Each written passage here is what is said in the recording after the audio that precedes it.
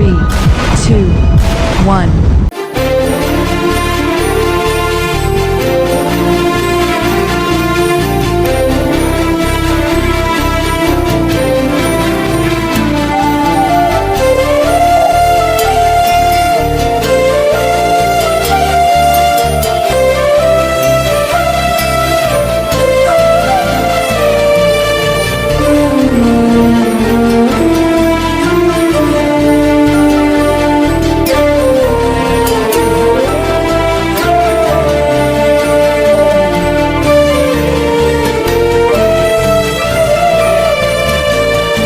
Thank you Jesus. நல்ல தெய்வமே, நன்றியோடு துதிக்கிறோம். கர்த்தாவே, ஏற்படுத்தி தந்த நல்ல கூடுகைக்காக, ஆயத்தம் பண்ணி தந்த நல்ல பந்திக்காக, நல்ல விருந்து சாலைக்காக உமக்கு நன்றி செலுத்துகிறோம். வீடுகளிலே சகலவித நன்மையான பொருள்களினால், வாசனை திரவியங்களினால் நிறைந்திருக்கிறது என்று வாசிக்கிறோமே. எங்களை வாசனை வீசும் நற்கந்தமாய் மாற்றுகிறதற்கு நல்ல தைலங்களையும் நற்கந்தத்தையும் ஆண்டவரே நிரப்பி வைத்திருக்கிற கிருபைகளுக்கு உமக்கு ஸ்தோத்திரம். நல்ல தெய்வமே, உமக்கு நன்றி அப்பா. கிருபை எங்களை மூடுவதாக, கிருபை எங்களை நடத்துவதாக, கிருபை எங்கள் இருதயங்களை திறப்பதாக, கிருபை எங்களை உணர வைப்பதாக. இவ்வளவாய் நீர் செய்கிறதற்கு நாங்கள் எம்மாத்திரம் என்று கர்த்தாவே உம்முடைய கிருபை எங்களை நினைக்க வைப்பதாக. உலக பிரகாரமான நன்மைகளை நினைத்து அல்ல ஆண்டவரே, இப்படிப்பட்ட கூடுகையை கொடுக்கிறதற்கு நாங்கள் எம்மாத்திரம் என்று இந்த கிருபையை நினைத்து எங்கள் உள்ளங்களெல்லாம் உடையட்டும். சாதாரணமாக வைக்கிற செவ்வாய்க்கிழமை கூட்டம்தானே என்று நினைக்காமல், மா கிருபையால் இந்த கூடுகையை எங்களுக்கு தந்திருக்கிறீர் என்று எங்கள் உள்ளங்கள் வார்த்தைகள் இல்லாமல் எங்கள் கண்கள் கண்ணீரை பொழிய வேண்டும் என்று நாங்கள் ஜெபிக்கிறோம். எங்கள் கர்த்தர் எங்கள் ஸ்தோத்திரங்களை எங்கள் நாவிலே வைக்கிறீர். நாங்கள் பேசுகிற உதிர்க்கிற ஸ்தோத்திரம் எங்கள் நாவிலே வைக்கிறீர். பாடல்களை தருகிறீர். உளையான சேற்றினின்று தூக்கி உம்மை துதிக்கும் பாடல்களை கர்த்தர் எங்கள் வாயிலே வைக்கிறீர். குழந்தைகள் பாலகர் வாயிலே துதிகளை உண்டு பண்ணுகிறீர் என்று வாசிக்கிறோமே. உம்முடைய கிருபை பாடலை பாடச் செய்கிறது. உம்முடைய கிருபை ஸ்தோத்திரங்களை சொல்ல செய்கிறது. உம்முடைய கிருபை இசைக்கருவிகளை மீட்ட செய்கிறது. எங்கள் அனுபவ அறிவு அல்ல ஆண்டவரே. உம்முடைய கிருபை ஆண்டவரே, உம்முடைய கிருபை, உம்முடைய கிருபை கர்த்தாவே, உம்முடைய கிருபை ஆண்டவரே. இந்த இடத்திற்கு வந்தது உம்முடைய கிருபை. இந்த மா கிருபையை நாங்கள் நினைக்கட்டும். எங்கள் உள்ளங்கள் நினைக்க கிருபை செய்யுங்கன்னு சொல்லி ஜெபிக்கிறோம். ஆவியானவர் எங்கள் ஒவ்வொருவரையும் தொடுவீராக. ஆவியானவர் எங்களை ஆளுகை செய்வீராக. ஆவியானவர் எங்களை உமக்குள் அசைய பண்ணுவீராக. உமக்குள் வாழச் செய்வீராக. எங்களுக்குள் வாழ்ந்த ஆவியானவரை அல்ல, உமக்குள் வாழுகிற ஆண்டவரே ஆவியானவரை நாங்கள் இயங்கச் செய்ய ஜெபிக்கிறோம். ஆண்டவரே, உமக்குள் அசைய, உமக்குள் நடக்க, உமக்குள்ள இருந்து உட்கார, உமக்குள்ள இருந்து பேச அப்படி கிருபை செய்யுங்க. எங்களுக்குள் இருந்து இதுவரை நீர் கிரியை செய்ததும், எங்களுக்குள் இருந்து நாங்கள் சொன்னதை நீர் ஆசீர்வதித்ததும், எங்களுக்குள் இருந்து நாங்கள் போகிற இடத்தை நீர் பாதுகாத்ததுமான காரியங்களெல்லாம் மாறி நீர் எங்கே ஏவுகிறீரோ அங்கே போகிற உமக்குள் இருக்கிற வாழ்க்கையின் அனுபவத்தை தாங்க. நீர் தருகிறதை பெற்றுக்கொள்ளுகிற உமக்குள் இருக்கிற அனுபவத்தை தாங்கன்னு சொல்லி ஜெபிக்கிறோம். ஆவியானவரே, உமக்கு நன்றி. எங்கு செல்ல வேண்டும், என்ன சொல்ல வேண்டும், வழி நடத்தும் ஆவியானவரே. எங்கு செல்ல வேண்டும், என்ன சொல்ல வேண்டும், வழி நடத்தும் ஆவியானவரே. உம் விருப்பம் இல்லாத இடங்களுக்கு செல்லாமல் தடுத்து நிறுத்தும் ஆவியானவரே. உம் விருப்பம் இல்லாத இடங்களுக்கு செல்லாமல் தடுத்து நிறுத்தும் ஆவியானவரே. ஆவியானவரே, ஆவியானவரே, பரிசுத்த ஆவியானவரே. ஆவியானவரே, ஆவியானவரே, பரிசுத்த ஆவியானவரே. எங்களுக்குள்ளே எங்களுக்குள்ளே வாசம் செய்யும் ஆவியானவரே, இந்நாளிலும் சித்தம் போல் நடத்தி செல்லும் ஐயா. எங்களுக்குள்ளே வாசம் செய்யும் ஆவியானவர், எந்நாளும் சித்தம் போல் நடத்தி செல்லும் ஆவியானவரே.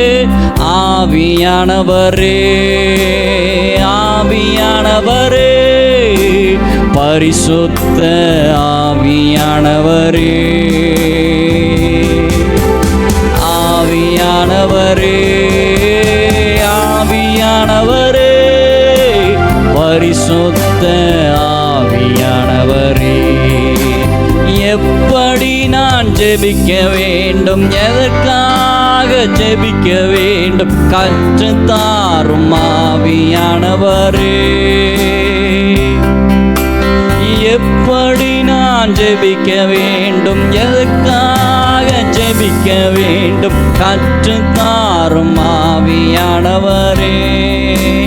வேத வசனம் புரிந்து கொண்டு விளக்கங்களை அறிந்திட வெளிச்சம் தாரும் ஆவியானவரே. வேத வசனம் புரிந்து கொண்டு விளக்கங்களை அறிந்திட வெளிச்சம் தாரும் ஆவியானவரே. ஆவியானவரே, ஆவியானவரே, ஆவியானவரே, பரிசுத்த ஆவியானவரே,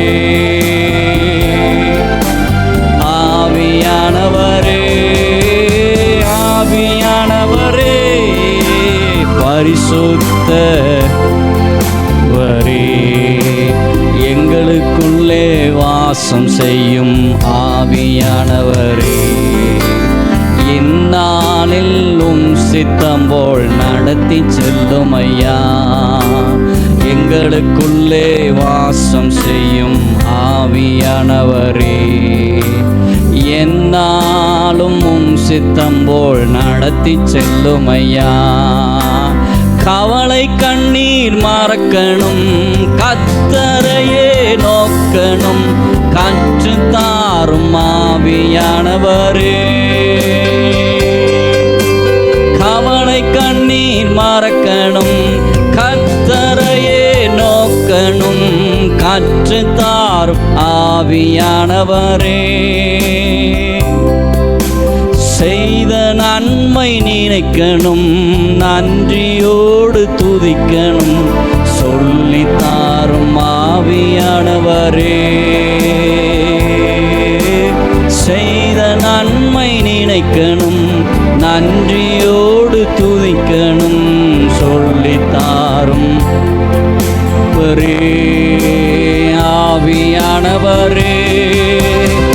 ஆவியானவரே, பரிசுத்த ஆவியானவரே,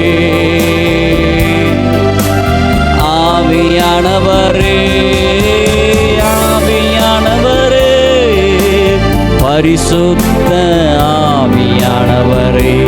பரிசுத்தமுள்ள எங்கள் நல்ல தகப்பனே, மறுரூப மலையிலே பேதுரு இயேசுவை மறுரூப பிரசன்னத்திலே பார்த்தபோது, உமக்கு ஒரு கூடாரம், எனக்கு ஒரு கூடாரம், மோசைக்கு ஒரு கூடாரம் போட்டு இங்கே இருந்துரும். இந்த அனுபவத்தை விட்டு நான் போக மனசா இல்லை, இந்த பிரசன்னத்தை விட்டு இறங்க எனக்கு மனசு இல்லைன்னு சொல்லி பிரசன்னத்தில் அனுபவித்து பேதுரு மகிழ்ந்து களிகூர்ந்து சொன்னது போல, ஆண்டவர் இங்கிருந்து போக மனதில்லாத அளவுக்கு எங்களை நிரப்புவீராக.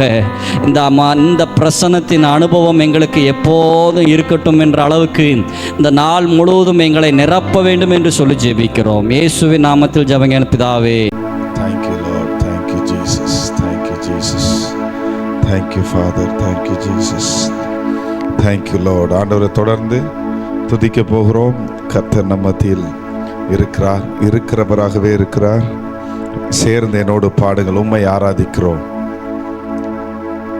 உம்மை ஆராதிப்பேன், உம்மை ஆராதிப்பேன் என் நாட்கள் முடியும் வரை, என் ஜீவன் பிரியும் வரை, என் சுவாசம் ஒழியும் வரை உம்மையே ஆராதிப்பேன் என்று நம்ம ஆண்டவரை ஆராதித்து, ஆராதனால நான் எப்பவுமே சொல்லுவேன், ஆண்டவருக்கு நம்மை கொடுப்பது.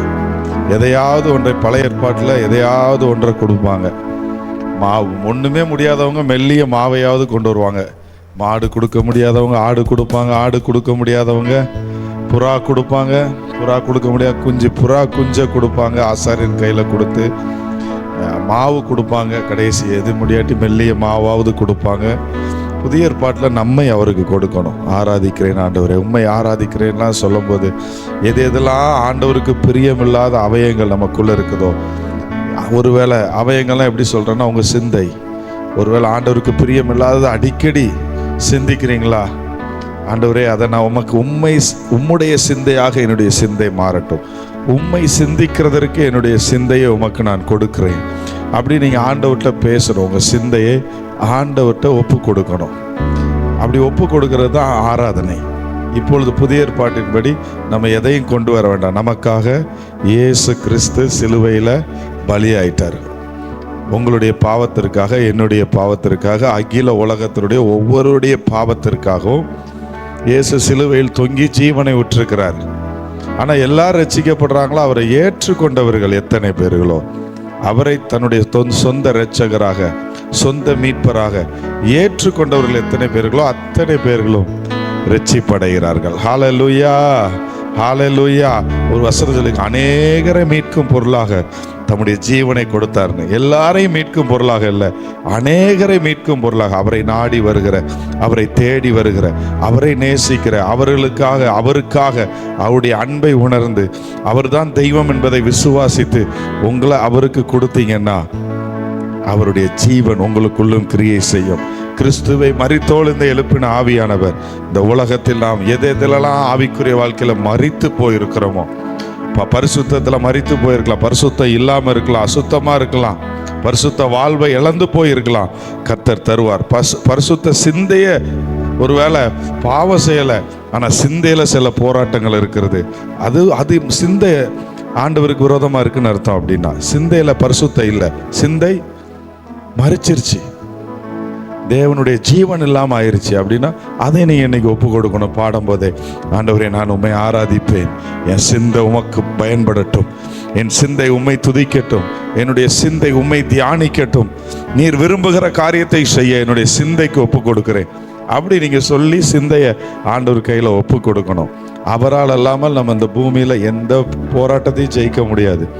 கர்த்தருடைய பலன் இல்லாமல், அதான் பரிசுத்த ஆவி உங்களிடத்தில் வரும்போது நீங்கள், அதான் நான் அடிக்கடி ஆவியானவருக்கு இடம் கொடுங்க, ஆவியானவர் கிரியை செய்யணும் உங்களுக்குள்ள, ஆவியானவரை வாஞ்சிங்க அப்படின்னு சபையில் அடிக்கடி சொல்லுவாங்க. ஏன் சொல்கிறாங்க? பரிசுத்த ஆவியானவரை நீங்கள் எதிர்பார்த்து அழைக்கும் போது தான் அவர் ஜென்டில்மேன். அசுத்த ஆவி பாவம் செஞ்சாலே வந்துடும். பரிசுத்த ஆவியானவர் பரிசுத்தத்துக்கு ஒப்பு கொடுக்கும் போதே உங்களுக்குள்ள வந்துடுவார். அதே மாதிரி அரிசுத்த ஆவி வெளியே போகும்போது அலக்கழிச்சிட்டு போவோம், பரிசுத்த ஆவியானவர் ஜென்டிலாக விலகிடுவார், அமைதியாக இருப்பார். கிரியை செய்ய முடியாத அளவுக்கு அவர் நமக்குள்ளே கடந்து வந்து கிரியேஷன் நம்ம அவரை அழைக்கணும். சிந்தைக்குள்ளே ஒருவேளை உங்கள் இருதயத்தில் இருப்பார், உங்கள் உணர்வுக்குள்ளே அவர் வரணும். திடீர்னு கண்ணுக்குள்ளே வரணும். அவர் கண் சரியில்லாமல் பார்க்குதா, கண்ணுக்குள்ளே வரணும் ஆவியானவர். கண்ணுக்குள்ளே வரணும். அவர் என்ன செய்வார்? கண்ணுக்குள்ளே வந்தார்னா பைபிளை படிக்க வைப்பார், வேதத்தின் மகத்துவங்களை தியானிக்க வைப்பார். வேதத்தில் எப்படி யோசேப்பு வாழ்ந்தார் ஒவ்வொருத்தரையாக காண்பித்து உன்னத அனுபவத்திற்கு நேராக கொண்டு போய் உன்னத வாழ்வையும் கொடுக்கிற தேவன். ஏதோ கற்பனையில் உங்களை உன்னத அனுபவத்திற்கு இல்லை, உன்னதமான வாழ்வை கொடுப்பார். இந்த பூமியில் நீங்கள் எட்டி பிடிக்க முடியாத அளவுக்கு அவர் உங்களை உயர்த்த வல்லமை உள்ளவராக இருக்கிறார். உங்களுடைய படிப்பு உங்களுக்கு கொடுக்க முடியாத உயர்வை, எத்தனையோ பேர் பயங்கரமாக படித்தவங்க தெரியும், ஃபர்ஸ்ட் ரேங்க் தான் எடுப்பாங்க, ஆனால் அவங்க லைஃபு சரியான கணவன் அமையாமல், சரியான மனைவி அமையாமல் அவங்க லைஃப் ஒன்றும் இல்லாமல் போயிருக்குது, ஜீரோவாக போயிருக்குது. துட்டு இருக்கும், ஒன்றும் நிம்மதி இருக்காது, சந்தோஷம் இருக்காது, சமாதானம் இருக்காது. இப்போ உங்களுக்கு நான் சொல்கிறது புரியாது, ஆனால் இந்த காரியத்தை உங்களுக்கு விதையாக போடுகிறேன். இயேசு கிறிஸ்து நமக்குள் வாழ்ந்தால் உங்களுக்கு நிம்மதி இருக்கும், சமாதானம் இருக்கும். அதான் உலகம் கொடுக்கிற பிரகாரமாக அல்ல. உலகம் கொடுக்கிற பிரகாரமான சமாதானம் ஒரு பொருளவான ஆசையாக இருக்கும், ஆனால் வாங்கின பிறகு அது ஒன்றுமே இல்லைன்னு தெரிஞ்சிடும். இதுதான் உலகம் கொடுக்கிறது. கர்த்தர் கொடுக்கிறது நித்திய சமாதானம், நித்திய இன்பம், நித்திய சந்தோஷம். ஹல்லேலூயா. அதனால் நம்முடைய இருதயத்தை, நம்முடைய சிந்தையை, நம்முடைய உணர்வை, கண்களை, கையை, ஒவ்வொரு பகுதியும் ஆண்டவருக்கு நம்ம ஒப்பு கொடுப்போம். ஏன்னா இயேசு கிறிஸ்து நமக்காக எல்லாவற்றையும் ஒப்பு கொடுத்தார். அவருடைய முழு சரீரத்தையும் அடிபட, எங்கெல்லாம் அடிபட்டிருக்கும் பாருங்க, நமக்காக எவ்வளோ அடி வாங்கினார், எவ்வளோ பிக்கப்பட்டது அவருடைய முகம். உச்சம் தலையில இருந்து பாருங்களேன், தலை மேலே கொண்டு முள்முடியை வைக்கிறாங்க. ஹோல் சரீரத்தையும் நமக்காக இயேசு கிறிஸ்து கொடுத்தார். அவர் உள்ளம் காலில் ஆணி அடிக்கிறாங்க. எல்லா பகுதியிலும் அவர் அடிபட்டார். வேதனை அடிபட்டது மட்டுமில்லை, சிலுவையை தூக்கி கொண்டு நடந்தார். எப்படி நடந்திருப்பார்? மலை மேலே நடந்திருக்கு ஈஸியா? சாதாரண ஒரு குடத்தை கொண்டு இங்கேருந்து வெளியே கொண்டு போய் ஒரு குடம் தண்ணியை கொண்டு போகிற இந்த 20 லிட்டர் கேனை தூக்கிட்டு எங்கள் வீட்டு மாடிக்கு நான் வாரத்துக்கு ஒரு நாள் ஒரு கேனை எடுத்துகிட்டு போவேன். அதுவே கஷ்டமாக இருக்கும். நிதானமாக பிறகு எடுத்துக்கலாம் அப்படின்னு சோம்பேறித்தனமாக இருக்கும். எல்லாம் காலியான பிறகு என் மனைவி கேட்டு அப்புறம் எடுத்து கொடுப்பேன். அந்த நம்மளுக்கு அது தூக்கிட்டு போகிறது கொஞ்சம் கஷ்டம். தூக்கி தோளில் வச்சு நடக்கணும். ஆனால் நமக்காக இயேசு கிறிஸ்து சிலுவையில் நாம் வாழ வேண்டும் என்று நாம் அடிக்கப்பட வேண்டிய இடத்தில் அவர் அடிக்கப்பட்டார், நம்முடைய மீறுதலுக்காக. அதனால் அவர் என்ன எதிர்பார்க்குறாரு? நான் எல்லாவற்றையும் உங்களுக்காக கொடுத்துருக்குறேன். என் பிள்ளைங்களுடைய உயர்வுக்காக, என் பிள்ளைங்களுடைய ஆசீர்வாதத்துக்காக, என் பிள்ளைங்களுடைய ரட்சிப்புக்காக, என் பிள்ளைங்களுடைய மனம் திரும்புதலுக்காக நான் என்னையே கொடுத்தேன். அவர்களும் அவர்களை எனக்கு முழுவதுமாக தர வேண்டும். அவர் மாதிரி நீங்கள் கொடுக்க வேண்டிய அவசியம் இல்லை. அவர் முழு சரத்தையும் ஜீவனையும் கொடுத்தார். நீங்கள் உங்கள் வாழ்க்கையில் அவரை பிரதிபலிக்கிற வாழ்க்கை வாழ கொடுத்தா போதுமானது. சரி, அதனால நம்ம ஆண்டவரை எப்பெல்லாம் ஆராதிக்கிறேன் அப்படிங்கிற வார்த்தை சொல்கிறீங்களோ அப்போல்லாம் ஒரு உண்மையோட கருத்தை உணர்ந்து சொல்லுங்கள். ஆண்டவரே, என்னை நான் உமக்கு தருகிறேன்.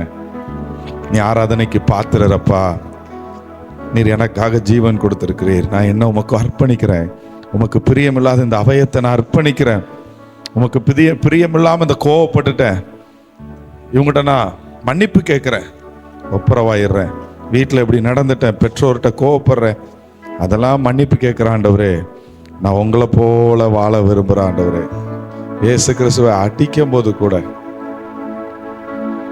அவர் திருப்பி அவர் என்ன சொல்கிறார்? அவர் சொன்னது அப்படியே அவர் வாழ்க்கையை வாழ்ந்து காமித்தார். ஒரு கணத்தை அடித்தா மறு கணத்தை கொடுன்னு சொன்ன தேவன் அவரை அடிக்கும் போது கூட, அவரை துப்பும் போது கூட, அவர் நினச்சா எதுனாலும் பண்ணியிருக்கலாம்.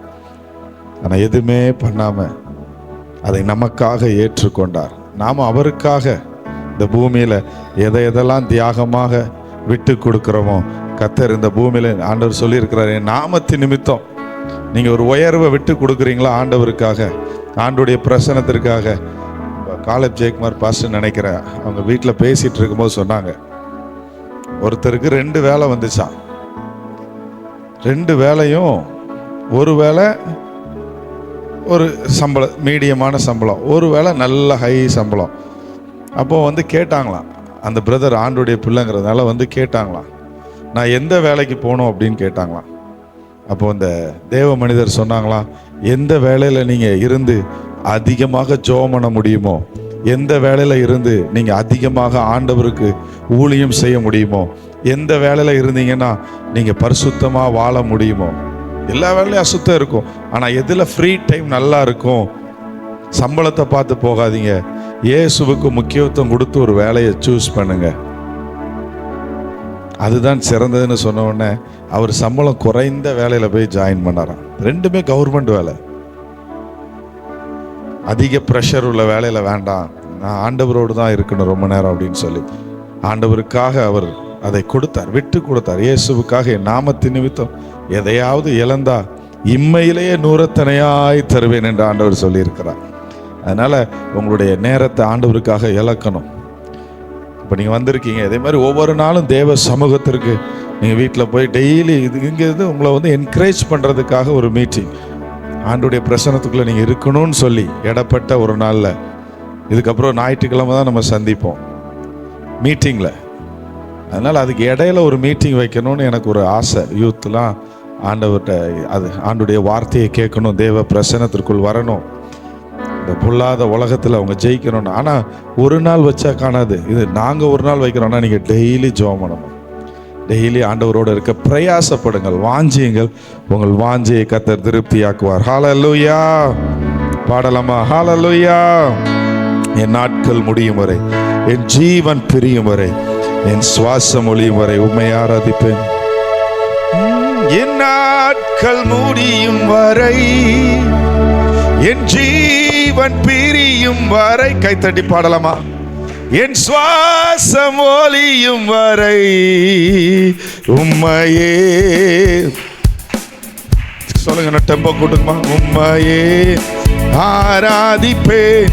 என் நாட்கள் முடியும் வரை, என் ஜீவன் பிரியும் வரை. நல்லா கைத்தட்டி பாடுங்களேன்.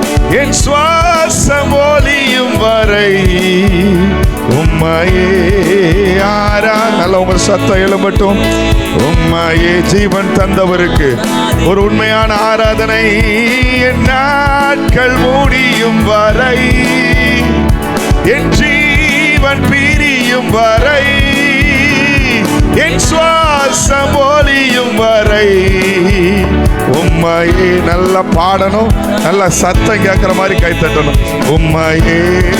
கையை உயர்த்தலாம், எப்படியாவது அன்பு கூறுங்கள். உம்மை ஆராதிப்பேன். ஓஹோ, உம்மை ஆராதிப்பேன் இயேசுவே. உம்மை ஆராதிப்பேன், உம்மை ஆராதிப்பேன். என் நாட்கள் முடியும் வரை, என் ஜீவன் பிரியும் வரை, என் சுவாசம் ஒழியும் வரை உம்மையே ஆராதிப்பேன். உம்மையே பாவி என்று என்னை தள்ளிடாமல் அன்போடு அணைத்து கொண்டீரே. என்னையும் உம்முடன் சேர்த்து கொள்ள நீர் எனக்காக மீண்டும் வருவீரே. பாவி என்று என்னை தள்ளிடாமல் அன்போடு அணைத்து கொண்டீரே. என்னையும் உம்முடன் சேர்த்து கொள்ள நீர் எனக்காக மீண்டும் வருவீரே. என் நாட்கள் முடியும் வரை, என் ஜீவன் பிரியும் வரை, என் சுவாசம் ஒழியும் வரை உம்மையே ஆராதிப்பேன். உம்மையே. சொல்லுங்க, என் நாட்கள் முடியும் வரை, என் ஜீவன் என் சுவாசம் உம்மையே ஆராதிப்பேன். உம்மையே. எத்தனை முறையிடறினாலும், எத்தனை முறையிடறினாலும் அத்தனையும் மன்னித்தீரே. நன்மையும் கிருபையும் தொடரச் செய்து என்னை மீண்டும் நடக்க வைத்தீரே. எத்தனை முறை இடறினாலும் அத்தனையும் மன்னித்தீரே. நன்மையும் கிருபையும் தொடரச் செய்து என்னை மீண்டும் நடக்க வைத்தீரே. என் நாட்கள் முடியும் வரை, என் ஜீவன் பிரியும் வரை, என் சுவாசம் ஒழியும் வரை உம்மையே ஆராதிப்பேன். உம்மையே. Yes Lord. என் நாட்கள் முடியும் வரை,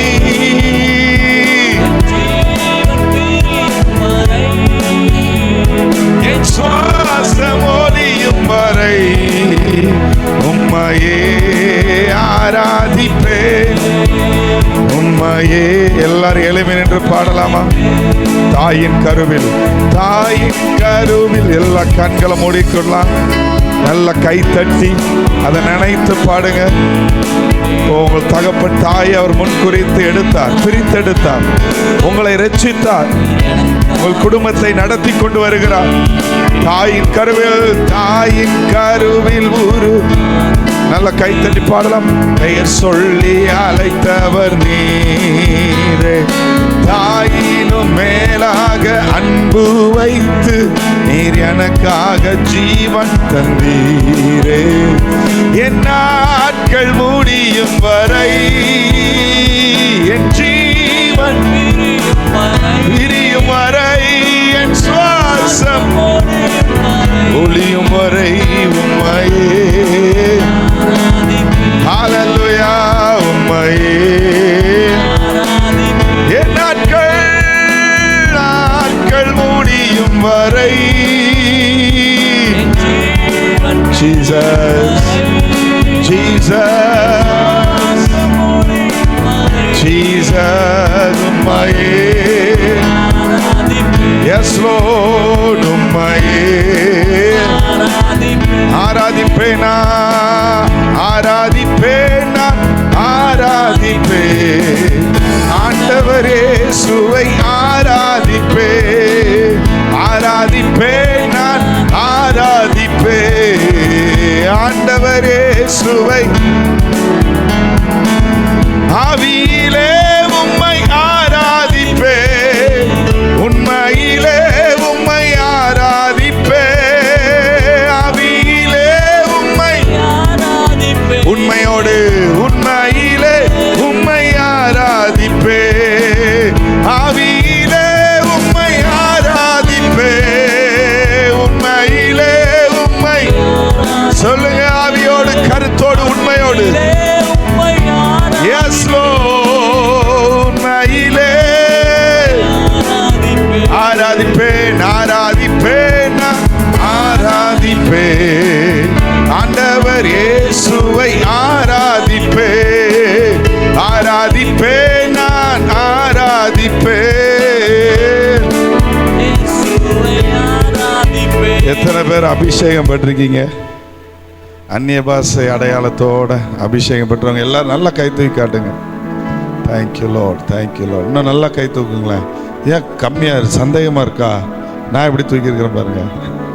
ஓகே, பரவாயில்ல. ஓரளவுக்கு சிலர் 1-2 பேர் தான் தூக்கல. நீங்கள் ஆவியின் அபிஷேகத்தை பெற்றாதான். ஒருவன் ஜலத்தினாலும் ஆவியினாலும் பிறவாவிட்டால் தேவனுடைய ராஜ்யத்தில் பிரவேசிக்க மாட்டான். இந்த பூமியிலே ஆண்டவருடைய ராஜ்யம் உங்களுக்காக கிரியை செய்ய வேண்டும் என்றால் அவருடைய அபிஷேகம் தேவை. பரலோகத்திற்கு போறதற்கும் அவருடைய அபிஷேகம் தேவை. ஆவியானவர் எங்கு உண்டோ அங்குதான் விடுதலை உண்டு. ஆவியினால் தான் உங்க சரத்தை ஜெயிக்க முடியும். ஆவியினால தான் இந்த உலகத்தை நீங்க ஜெயிக்க முடியும் வேதம் சொல்லுகிறது. ஆவியின் சிந்தை தான் ஜீவனும் சமாதானமும். பரிசுத்த ஆவியானவர் அவருடைய சிந்தையை உங்களுக்குள் வைப்பார், அவருடைய எண்ணங்களை வைப்பார். அதையும் மீறி ஆவியை பெற்றவங்க செயல்படுறாங்க. ஆனா பரிசுத்த ஆவியானவர் இடைப்பட்டு கொண்டே இருப்பார், பலப்படுத்தி கொண்டே இருப்பார்.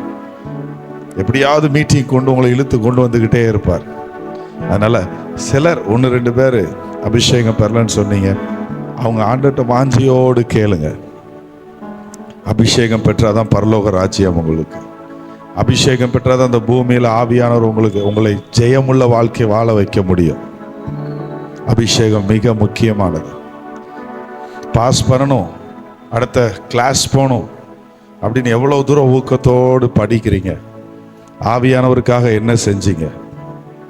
ஆவியில நான் நிரம்பணும், நான் சரீரத்தை ஜெயிக்கணும், அதற்காக என்ன பண்ணீங்க?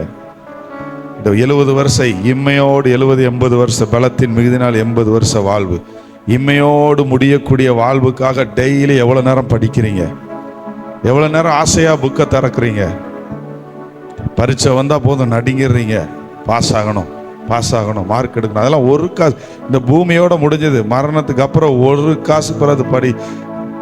தெய்வீக கிரியை, நற்கிரியை, அநேகரை நீதிக்குட்படுத்துகிற காரியங்கள், அது மட்டும்தான் உங்களோட வரப்போகிறது. ஆவியானவர் உங்களோடு வரப்போகிறார். ராஜாக்களும் ஆசாரியருமாக பிதாவுக்கு முன்பதாக நம்மை நிப்பாட்ட போகிறார். மகிமையின் சரத்தை கொடுக்க போகிறார்.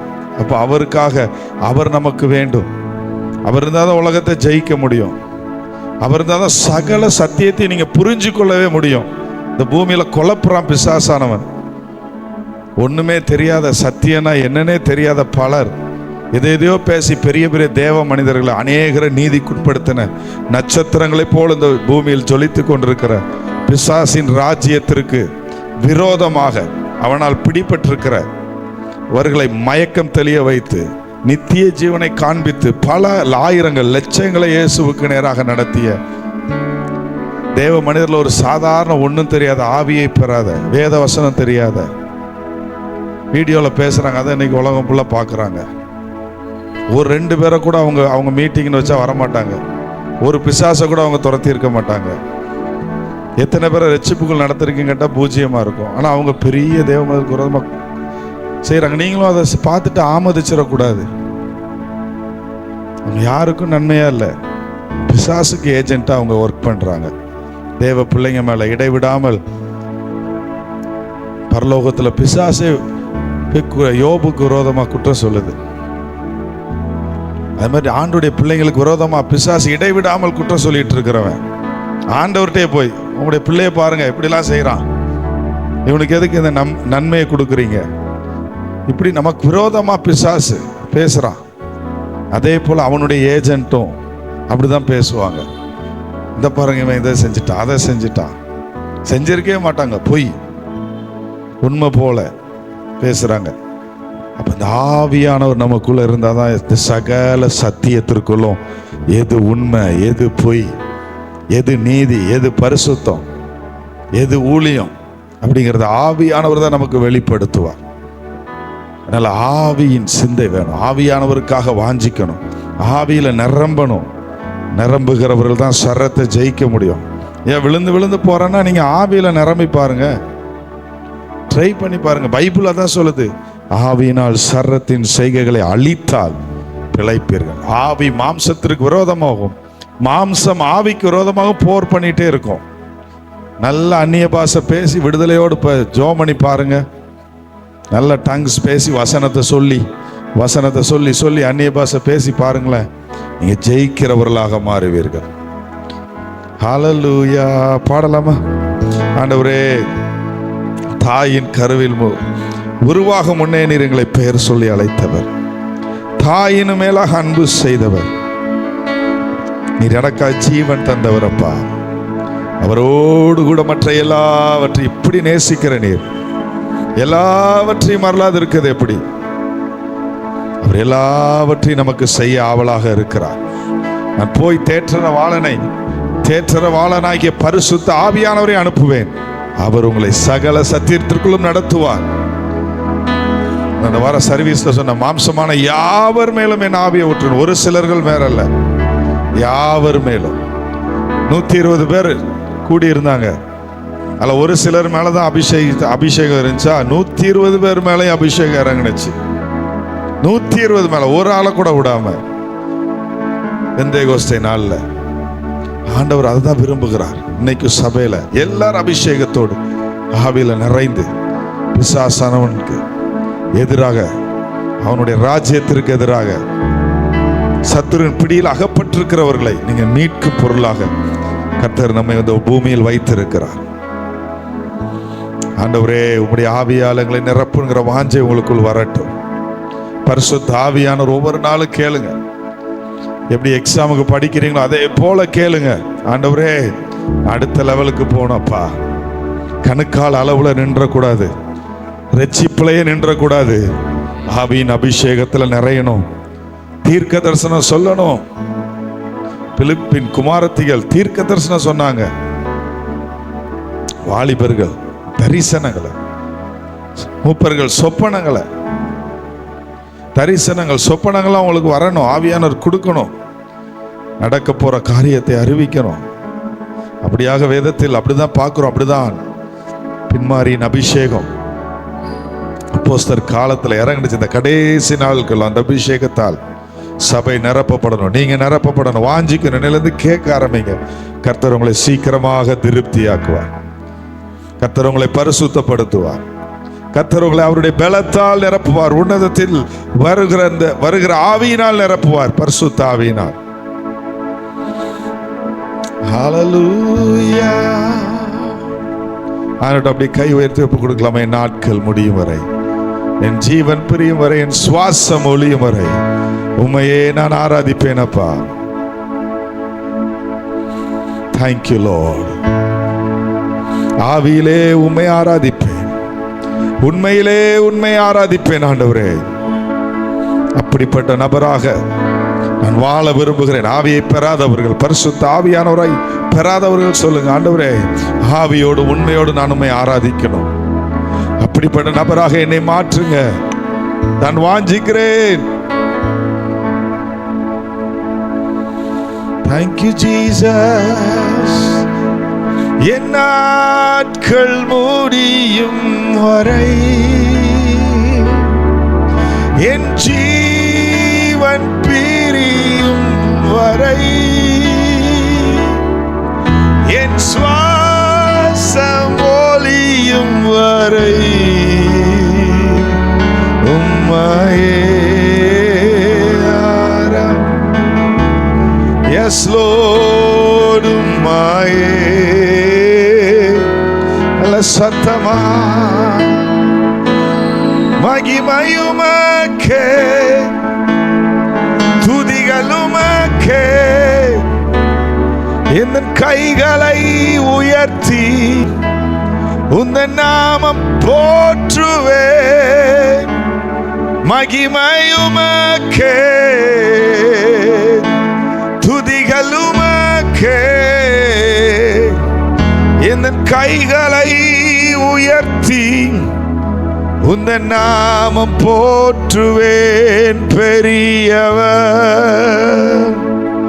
அற்புதங்கள் செய்பவர், உம்மை போல யாரும் இல்லை. உம்மை போல் யாரும் இல்லை, நீ பெரியவர். அற்புதங்கள் செய்பவர், உம்மை போல யாரும் இல்லை. உம்மை போல் யாரும் இல்லை. கைகளை உயர்த்தி மகிமையுமக்கே துதிகளுமக்கே. எந்தன் கைகளை உயர்த்தி உந்தன் நாமம் போற்றுவேன். மகிமையுமக்கே துதிகளுமக்கே.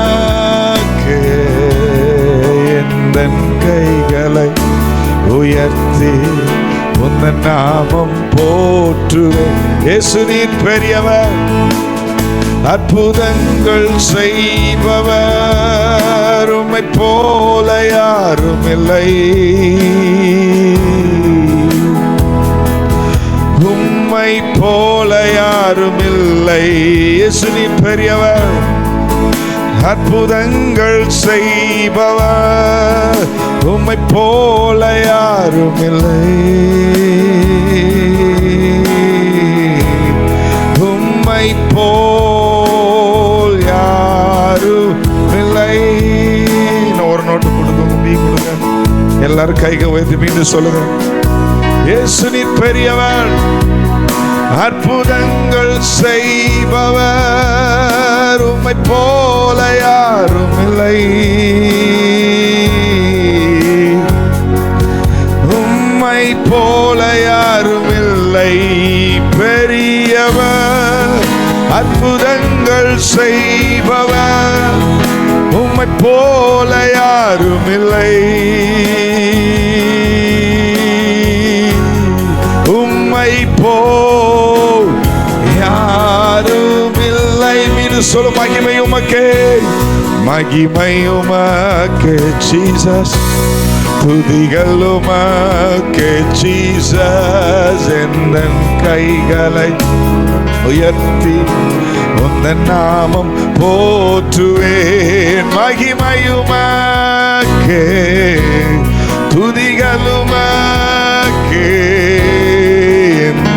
கைகளை உயர்த்தி உந்தன் நாமம் போற்றுவேன். பெரியவர், அற்புதங்கள் செய்பவர், உம்மை போல யாரும் இல்லை. உம்மை போல யாரும் இல்லை. நீ பெரியவர், அற்புதங்கள் செய்பவர், உம்மை போல யாரும் இல்லை. உம்மை போல். ஹalleluya, ஹalleluya, ஹalleluya,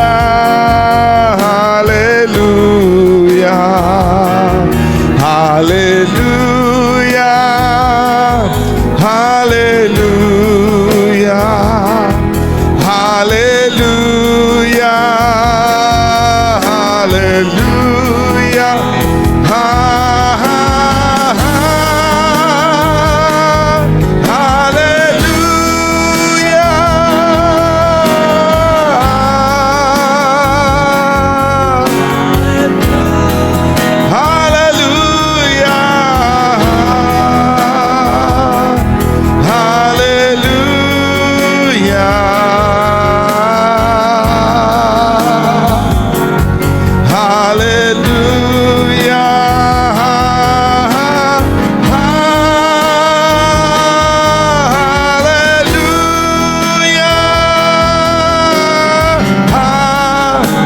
அற்புதமானவரே, ஆச்சரியமானவரே, அன்பானவரே, உம்மை ஆராதிக்கிறோம் அப்பா. எங்களை நேசித்தவரே, எங்களுக்காக உம்முடைய ஜீவனை தந்தவரே, இரத்தத்தை சிந்தினவரே, எங்களை மீட்பதற்காக உம்மை தந்தவரே. ஹalleluya, மகிமை உமக்கே, மகிமை உமக்கே, துதிகள் உமக்கே. உந்தன் கைகளை உயர்த்தி உந்தன் நாமம் போற்றுவேன். மகிமை உமக்கே, துதிகள் உமக்கே. என் கைகளை உயர்த்தி, என் கைகளை உயர்த்தி உந்தன் நாமம் போற்றுவேன். இயேசுவே பெரியவர், அற்புதங்கள் செய்பவர், உம்மை போல யாரும் இல்லை. உம்மை போல யாரும் இல்லை. நீ பெரியவர், அற்புதங்கள் செய்பவர், உம்மை போல யாரும் இல்லை. உம்மை போல் யாரும் இல்லை. மீண்டும் சொல்லுங்க, இயேசு நீ பெரியவர், நீ பெரியவர், அற்புதங்கள் செய்பவர், உம்மை போல யாரும் இல்லை. உம்மை போல் யாரும் இல்லை. உம்மை போல் யாரும் இல்லை. இந்த பூமியில உங்க ஓட்டத்தை ஒரு நாள் ஒருவேளை வருகை தாமதிக்கும் என்றால், நீங்க முடிப்பீர்கள் என்றால், இன்னைக்கு நீங்க சொல்றது உண்மையோ இல்லையோ எனக்கு தெரியாது. நாங்க ஓட்டத்தின் முடிவில் நீங்க ஒரு நாள் அறிஞ்சு கொள்வீங்க, அவரை போல யாரும் இல்லை. என் வாழ்க்கையில் எவ்வளோ பேர் வந்தார்கள், நேசிக்கிறேன் என்று சொன்னார்கள், சென்றார்கள் அல்லது இருக்கிறார்கள். ஆனால் அவருடைய நேசத்திற்கு ஈடு இணை எதுவுமே இல்லை. அவருடைய அன்பு மட்டுமே உண்மையானது என்பதை நீங்கள் புரிந்து கொள்வீர்கள். இந்த பூமி நிலையற்றது என்பதை புரிந்து கொள்வீர்கள். இந்த பொருட்கள் எல்லாம் வேஸ்ட் அப்படின்னு நீங்க ஒரு நாள் அறிக்கை செய்வீங்க. அவருடைய அன்பை ருசித்து நீங்கள் பாக்கியவான்கள். அவர் நல்லவர், நம்மை நடத்துகிற இயேசு நல்லவர், பெரியவர், உன்னதமானவர், மிகுந்த கிருபையும் மிகுந்த தயவும், நம்முடைய கிரியைகள் மேலெல்லாம் அன்புமுள்ள தேவன். ஆண்டவரே, நாங்கள் உம்மை பார்க்கிறோம் அப்பா. கூடி ஆராதிக்க கொடுத்த நம்முடைய கிருபைக்காக ஸ்தோத்திரம் அப்பா. உடைய தயவுக்காக ஸ்தோத்திரம். இந்த பூமியில நாங்கள் ஒன்றும் கொண்டு வந்ததில்லை, இங்கே இருந்து ஒன்றும் கொண்டு போவதில்லை. நிர்வாணியாக இந்த பூமிக்கு வந்தோம். அந்த பூமியை விட்டு போகும்போது இங்க இருக்கிற ஒவ்வொருடைய ஆத்துமாவும் தன்னை உண்டாக்கின தேவனை அறிந்து ரட்சிக்கப்பட்டதாக, இங்க இருக்கிற ஒவ்வொருடைய ஆத்துமாவும் மறுரூபமானதாக, பலனடைந்ததாக, மணவாளனுக்கு எதிர்கொண்டு போக புறப்பட்ட 10 கன்னிகைகள் புத்தி உள்ள கன்னிகள் 5 பேர் போல ஒவ்வொரு புத்தி உள்ளவர்களாக தம்முடைய ஆத்துமாவை காத்துக்கொள்ள கர்த்தர் அனுக்கிரகம் பண்ணுவீராக. எல்லா துதி கன மகிமை உமக்கு நாங்கள் செலுத்துகிறோம். பரிசுத்த ஆவியாருடைய கைகளில் இருக்கிற ஒவ்வொருவரையும் ஒப்பு கொடுக்கிறோம். வழி நடத்துங்க, எங்களோடு பேசுங்க. இயேசுவின் நாமத்தில் ஜெபிக்கிறோம் பிதாவே, ஆமென்.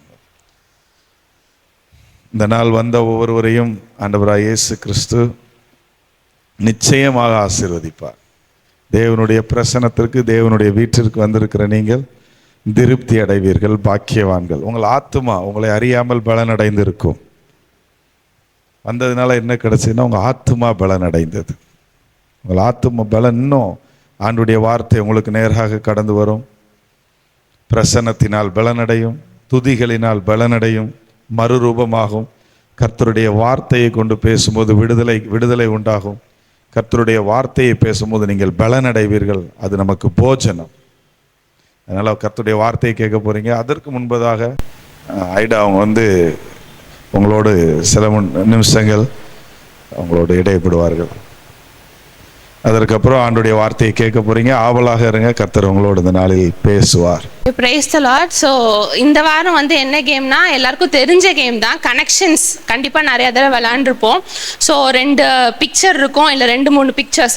ஸோ அதை கனெக்ட் பண்ணி பைபிளில் இருக்க ஒரு கேரக்டரோட பெயரோ இல்லைன்னா ஏதோ ஒரு இடத்தோட பெயரோ இருக்கும். ஸோ அந்த பிக்சரில் இருக்க க்ளூவை வச்சு அது என்ன வார்த்தைங்கிறத கண்டுபிடிக்கணும். அதுதான் இன்னைக்கு இருக்கிற கேம். ஓகே, ஸோ நம்ம கேம் ஸ்டார்ட் பண்ணலாம். ஸோ ஃபர்ஸ்ட் கொஸ்டின் ஒரு எக்ஸாம்பிள் கொஸ்டினாக வச்சுக்கலாம். அதுக்கு அடுத்து இருந்து கேர்ள்ஸ் ஒரு கொஸ்டின், அடுத்து பாய்ஸ் ஒரு கொஸ்டின், அப்படி ஆன்சர் பண்ணலாம். ஓகே, ஸோ இது எக்ஸாம்பிள் கொஸ்டின் தான். ஸோ யாருனாலும் ஆன்சர் பண்ணலாம். இது ஒரு பைபிள் கேரக்டரோட பெயர். Correct. Okay, so next question girls first answer பண்ணலாம்.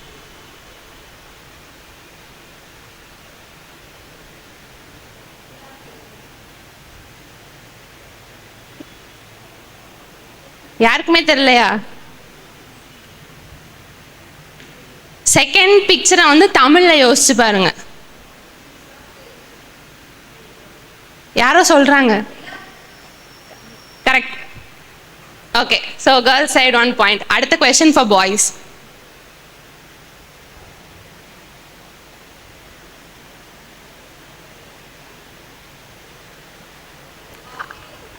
இது பாய்ஸ்க்கான கொஸ்டின். ஓகே, கேர்ள்ஸே ஆன்சர் பண்ணிட்டாங்க. So next line. இது ஒரு பிளேஸோட, பைபிளில் இருக்க ஒரு இடத்தோட பெயர். இதுவும் தமிழ்லேயே யோசிச்சு பாருங்க, தெரியும்.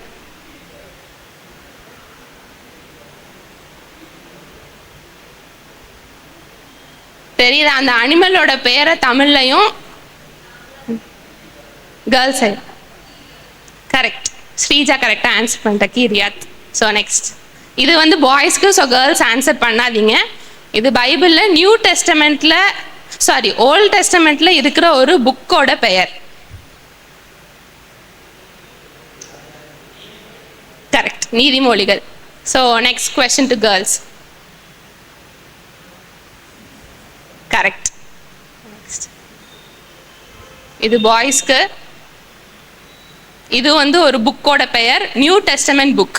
தமிழ்ல யோசிச்சு பாருங்க. தீத்து. Correct. So next. Correct, mark.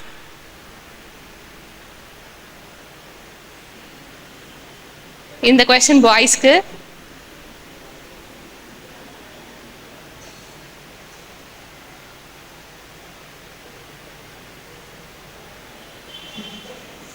இது வந்து ஒரு ஓல்ட் டெஸ்டமெண்ட் கேரக்டர். அங்க ஆன்சர்ஸ் கேக்குறீங்களா? ஓல்ட் டெஸ்டமெண்ட் கேரக்டரோட பெயர் இல்ல. ஓகே, ஒரு க்ளூ. அதுல எத்தனை ஒன்று இருக்குங்கிறத கவுண்ட் பண்ணி யாரோ சொல்றீங்க. Aaron, correct. ஓகே, ஸோ இந்த கொஸ்டின் கேர்ள்ஸ்க்கு.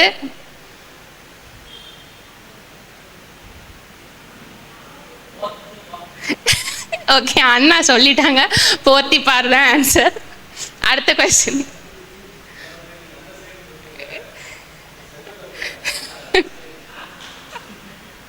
ஓகே, இந்த கொஸ்டின் பாய்ஸ்க்கு. அந்த கரெக்ட், பார்வோன். இது வந்து ஒரு பெயர். கரெக்ட், தீமோத்தேயு. அடுத்த கொஸ்டின் பாய் சைட்.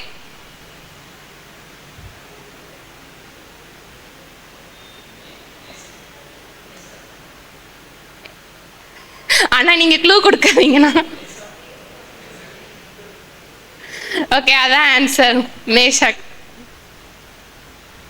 ஓகே, கேர்ள்ஸ்க்கான கொஸ்டின். ஆஹார், கரெக்ட். அடுத்து இது பாய்ஸ்க்கு. இது வந்து வாலிபர்கள் ஆன்சர் பண்றது. So next கேர்ள்ஸ்க்கு.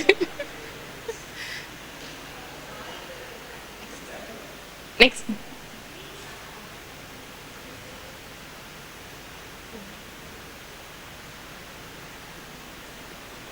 ஓல்ட் டெஸ்டமெண்ட்ல இருக்கிற ஒரு பெயர்.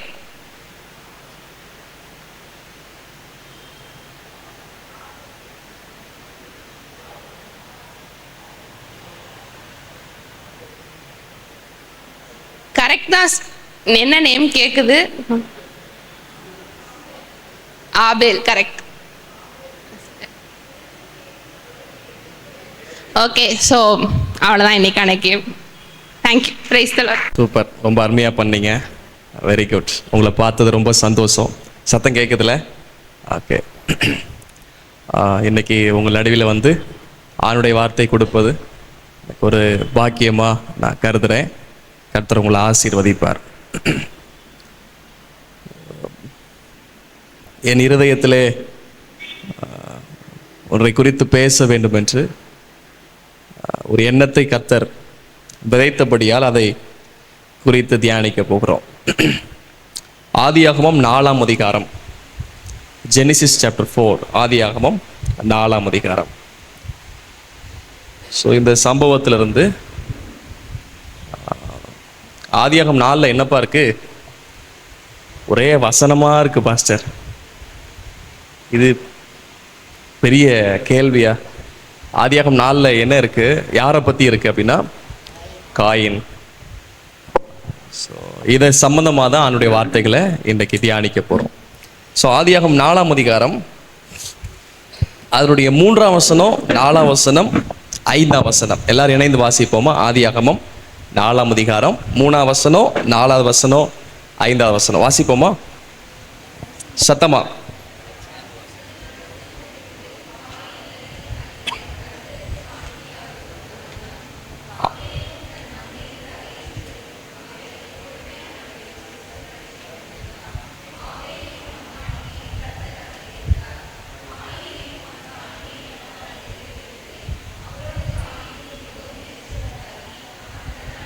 வேறுபட்டது. காயினையும் அவன் காணிக்கையும் அவர் அங்கீகரிக்கவில்லை. God did not accept his offerings and himself. நம்ம ஜெபம் பண்ணுவோம், ஆண்டவர் நம்மோடு கூட பேசும்படிக்கு. இந்த மாலை நேரத்தில் தேவன் தேவையான ஆலோசனைகளை, தேவன் நம்முடைய இருதயத்துக்கு ஏற்றார் போல பேச ஆண்டவர்கிட்ட ஒப்பு கொடுப்போம். ஆண்டவரே, எங்களை ஒப்பு கொடுக்குறோம், எங்களோடு பேசுங்கப்பா, பேசுங்கப்பா, பேசுங்கப்பா. ஒரு வார்த்தை சொன்னால் கூட நாங்கள் உயிர்ப்பிக்கப்படுவோம்ப்பா. ஆண்டவரே, எங்களோடு பேசும்படி நாங்கள் ஜெபிக்கிறோம், பேசும்படி ஜெபிக்கிறோம். ஆண்டவரே, இந்த மாலை நேரத்தில் பரிசுத்த ஆவியானவர் இங்கே அசைவாடி கொண்டிருக்கிறீர். எங்களோடு பேசுங்க, எங்களை உயிர்ப்பிங்க, உருவாக்குங்க. உங்களுடைய ஆளுகை நிறைந்திருக்கிறதற்காக ஸ்தோத்திரம்.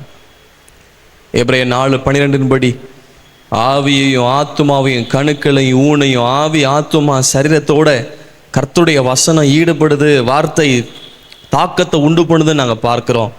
இந்த மாலை நேரத்தில் பரிசுத்த ஆவியானவர் எங்களுக்குள்ள வந்து வார்த்தையாய் வெளிப்பட்டு கிரியை செய்கிறதற்காய் ஸ்தோத்திரம்.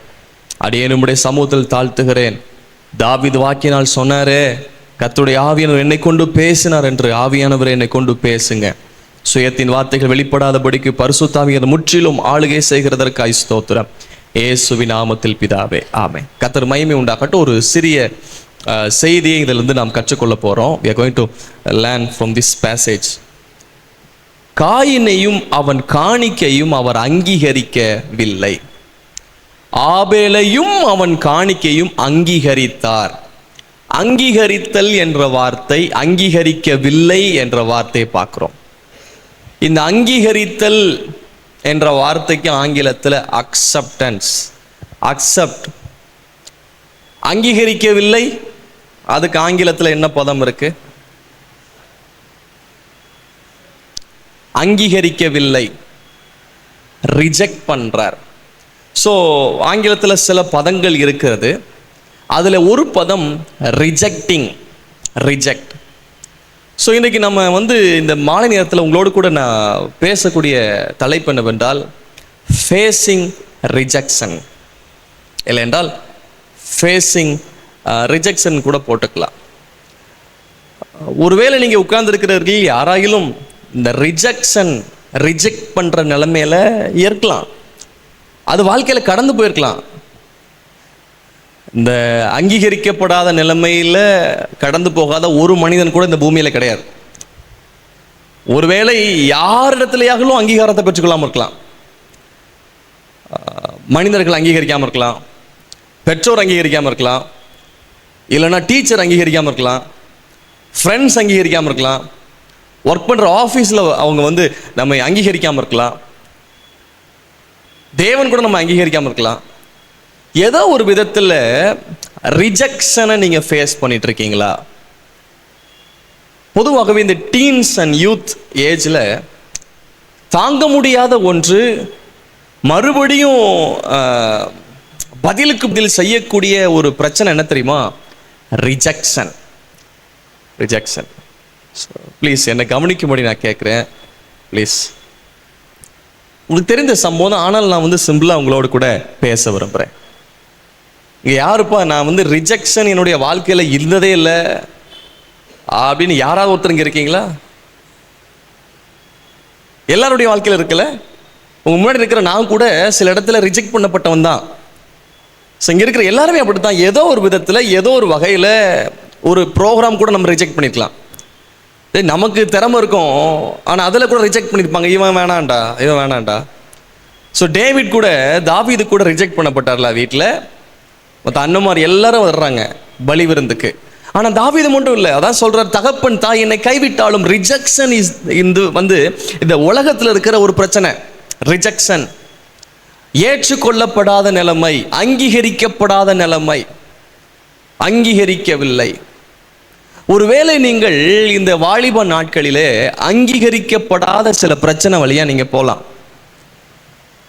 What will be your reaction if we reject from someone or somebody? What will be our reaction? நம்முடைய வெளிப்பாடு என்னவா இருக்கும்? என்ன செய்யலாம்? இப்போ செய்வீங்க பொதுவா. இப்போ நம்முடைய வாழ்க்கையில் ரிஜெக்ஷன் ஏற்பட்டிருக்குங்க, ரிஜெக்ட் பண்ணிட்டாங்க. இப்போ தெரிந்த ஒரு சகோதரர் ஊழியம் செய்கிறாங்க, ஒர்க் பண்ணுறாங்க. அவங்களுடைய மகள், அவங்க காலேஜுக்காக ட்ரை பண்ணி கவுன்சிலிங் போட்டாங்க. ஒரு குறிப்பிட்ட ஒரு கோர்ஸ்க்காக ரொம்ப நாள் கழித்து திரும்ப கவுன்சிலிங்கில் கிடச்சி. இப்போ ஒரு மாதத்துக்கு முன்னாடி அது சரியில்லாத ஒரு காலேஜ், சென்னை பக்கத்தில். அப்போ அவங்களுக்கு போக விருப்பமே இல்லை. பல இடத்துல ரிஜெக்ட் பண்ணப்பட்டாங்க. அப்போது 2-3 வாரத்துக்கு முன்னாடி ஃபாஸ்டிங் பேருக்கு வந்திருந்தாங்க. அப்போது சொல்லி ஜோம்ன்றதுக்கு என்கிட்ட வந்தாங்க. இப்படி அப்போது ஒரு ரிஜெக்ஷன் என்ன செய்யுது அப்படின்னா, மனத்தில் துக்கத்தை கொண்டு வருதுல்ல, சோர்வு, துக்கத்தை கொண்டு வருது. வேற என்னெல்லாம் சொல்லலாம்? ஒரு ரிஜெக்ஷன் வாழ்க்கையில் ஏற்பட்டுச்சுன்னா நீங்கள் பேசுங்களேன்.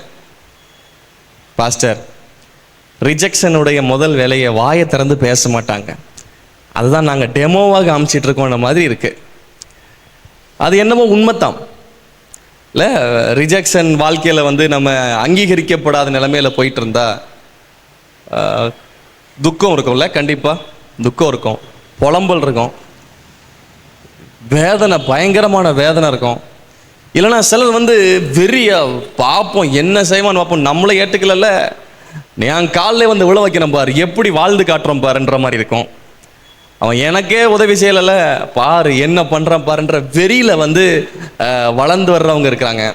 அப்போ பல விதங்களில் வந்து சோர்ந்து போகிறவங்களும் இருக்காங்க, அதையே சவாலை எடுத்து மேற்கொள்கிறவங்களும் இருக்காங்க. ஸோ இந்த ரிஜெக்ஷனை பற்றி கொஞ்சமாக இந்த சம்பவங்கள்லேருந்து பார்க்க போகிறோம். இதில் யார் ரிஜெக்ட் பண்ணா? யாருங்க காயினை ரிஜெக்ட் பண்ணா? காட். இவர் காணிக்கை செலுத்த வர்றாங்க, ரெண்டு பேரும் காணிக்கை செலுத்த வந்தாங்க. ஆபேலுடைய காணிக்கை அங்கீகரிச்சார், ஆபேல் அங்கீகரிச்சார். ஆனால் தேவன் காயினையும் அவன் காணிக்கையும் அங்கீகரிக்கவில்லை. God reject Cain and his offerings. தேவன் காயினையும் அங்கீகரிக்கவில்லை, காயின் காணிக்கையும் அங்கீகரிக்கவில்லை. ஸோ பல கேள்விகள் வரும்ல. அப்போ தேவன் வந்து காய்கறிகள்லாம் அவர் ஏற்றுக்கிட மாட்டாரா? அவருக்கு விளைச்சல் கொண்டு வருகிற காணிக்கை அவர் அங்கீகரிக்க மாட்டார் என்கிற கேள்வி வரும். ஆனால் அதுக்கு பதிலில் நமக்கு இருக்கு, அறுவடை பண்டிகை இருக்கு, அவருக்கு முதற் பலன்களை கொடுக்கணும், விளைச்சல் அவரை கனம் பண்ணணும் அப்படின்லாம் பைபிளில் போட்டிருக்கு. அப்போ அவர் அதை அங்கீகரிக்கிறார் என்று வேதம் சொல்லுது. அப்போ ஏன் அங்கீகரிக்கல அப்படின்ற பல கேள்விகள் பலருக்கு இருக்கும். அதுல நான் ரெண்டு மட்டும் உங்களுக்கு சொல்றேன். சிலர் சந்தேகம் இருந்துச்சுன்னா, ஒன்று, தேவன் நம்முடைய காணிக்கை அங்கீகரிக்கிறதுக்கு முன்னாடி நம்மை அங்கீகரிக்கணும். நீங்க அந்த ரெண்டு பேர்லையும் பார்த்தீங்கன்னா, தேவன் ஆபேலையும் அவன் காணிக்கையும் அங்கீகரிச்சார். காணிக்கை அங்கீகரிக்கிறதுக்கு முன்னாடி நம்ம அங்கீகரிக்கணும். தேவன் காயினையும் அவன் காணிக்கையும் அங்கீகரிக்கவில்லை. காயினுடைய காணிக்கை அங்கீகரிக்காம இருக்கிறதுக்கு முன்னாடி தேவன் காயின் அங்கீகரிக்கல. சோ நம்முடைய காணிக்கைக்கு மேலா நம்முடைய வாழ்க்கை முக்கியம். அதனால தான் இயேசு கிறிஸ்துவை காணிக்கை குறித்து பேசும்போது, உன்னுடைய சகோதரன்ட்ட யார்ட்டாவது குறைபாடு இருந்துச்சுன்னா கொண்டு வந்த காணிக்கை கொண்டு போயிடாத, பெட்டி பதிலே வச்சுட்டு போ, நீ ஒப்புரவாகிட்டு வந்து காணிக்கை செலுத்துன்னு சொல்றார். அப்போ இந்த வசனத்தின்படி யார்கிட்டையும் பேச்சுவார்த்தை இல்லை, கசப்பு இல்லைன்னா இது வரைக்கும் போட்ட காணிக்கை கர்த்தர் அங்கீகரிச்சிருப்பாரா இல்லையா? புதிய ஏற்பாட்டு சத்தியம் கொஞ்சம் யோசிச்சு பாருங்க. கெட்டா போடலாம், கவராக கொடுக்கலாம், செக்காக கொடுக்கலாம். ஆனால் சபைக்குள்ளே ரெண்டு பேர்கிட்ட பேச்சுவார்த்தை இல்லை, பாஸ்டர்கிட்ட பேச்சுவார்த்தை இல்லை, இல்லைன்னா ஏதோ அண்ணன் தம்பிக்குள்ள பேச்சுவார்த்தை இல்லை, இப்படி குறையோடு யாராவது காணிக்கை போட்டிருந்தாரா கர்த்தர் அங்கீகரிச்சிருப்பாரா இல்லையா? பைபிள் வசனத்தின்படி அவர் அங்கீகரித்திருக்க மாட்டார். ஏன்னா கர்த்தர் முதலாவது யார் அங்கீகரிக்கிறார்னா நம்மை. ஸோ இது ஒரு அர்த்தம். ஒரு வசனத்தை வாசித்து பாருங்கள். 1 யோவான் 3ஆம் அதிகாரம் 12ஆம் வசனம். 1 யோவான் 3ஆம் அதிகாரம் 12ஆவது வசனத்தை ஒருவர் வாசியுங்கள். 1 யோவான் 3:12. ஸ்தோத்திரம். பைபிள் இல்லைன்னா பைபிள் இருக்கு. Okay, thank you. பொல்லாங்கனால் உண்டாயிருந்து தன் சகோதரனை கொலை செய்த காயினை போல் இருக்க வேண்டாம். ரெண்டாவது, பொல்லாங்கனால் உண்டாயிருந்து. யார் பொல்லாங்கன்? பைபிள் என்ன சொல்லுது? பொல்லாங்கன்னா யாரு? உலகம் பொல்லாங்கனுக்குள் கிடக்கிறது. உலகம் முழுசும் பொல்லாங்கனுக்குள்ள கிடக்குதான். பொல்லாங்கன் யாரு? பொல்லாங்கன் என்றால் பிசாசு, சாத்தானை காண்பிக்கிறது. இவன் காயினை குறித்து யோவான் எழுதும் போது எப்படி எழுதுறாருன்னா, பொல்லாங்கனால் உண்டாயிருந்து தன் சகோதரனை கொலை செய்த காயினை போல் இருக்க வேண்டாம். அதுல வேதம் சொல்ற அந்த வசனத்தை தொடர்ந்து கவனியுங்கள். அவன் எதி நிமித்தம் அவனை கொலை செய்தான்? தன் கிரியைகள் பொல்லாதவைகளும் தன் சகோதரனுடைய கிரியைகள் நீதி உள்ளவைகளும் இருந்ததுனால தானே. அப்போ ஏற்கனவே சொன்னது போல கர்த்தர் காணிக்கைக்கு முன்னாடி நம்மை அங்கீகரிக்கணும். அப்போ ஆபேலுடைய வாழ்க்கை எப்படி இருந்துச்சு, காயின் வாழ்க்கை எப்படி இருந்தது என்று இந்த வசனம் சொல்லுது. காயின் வாழ்க்கை எப்படி இருந்துச்சு? என்னங்க இப்படி பாக்கீங்களே, திருன்னு பாக்கீங்களே? காயின் வாழ்க்கை எப்படி இருந்தது இந்த வசனத்தின்படி? பொல்லாப்பு செய்யறதா இருந்துச்சுல. ஆபேல் வாழ்க்கை எப்படி இருந்துச்சு?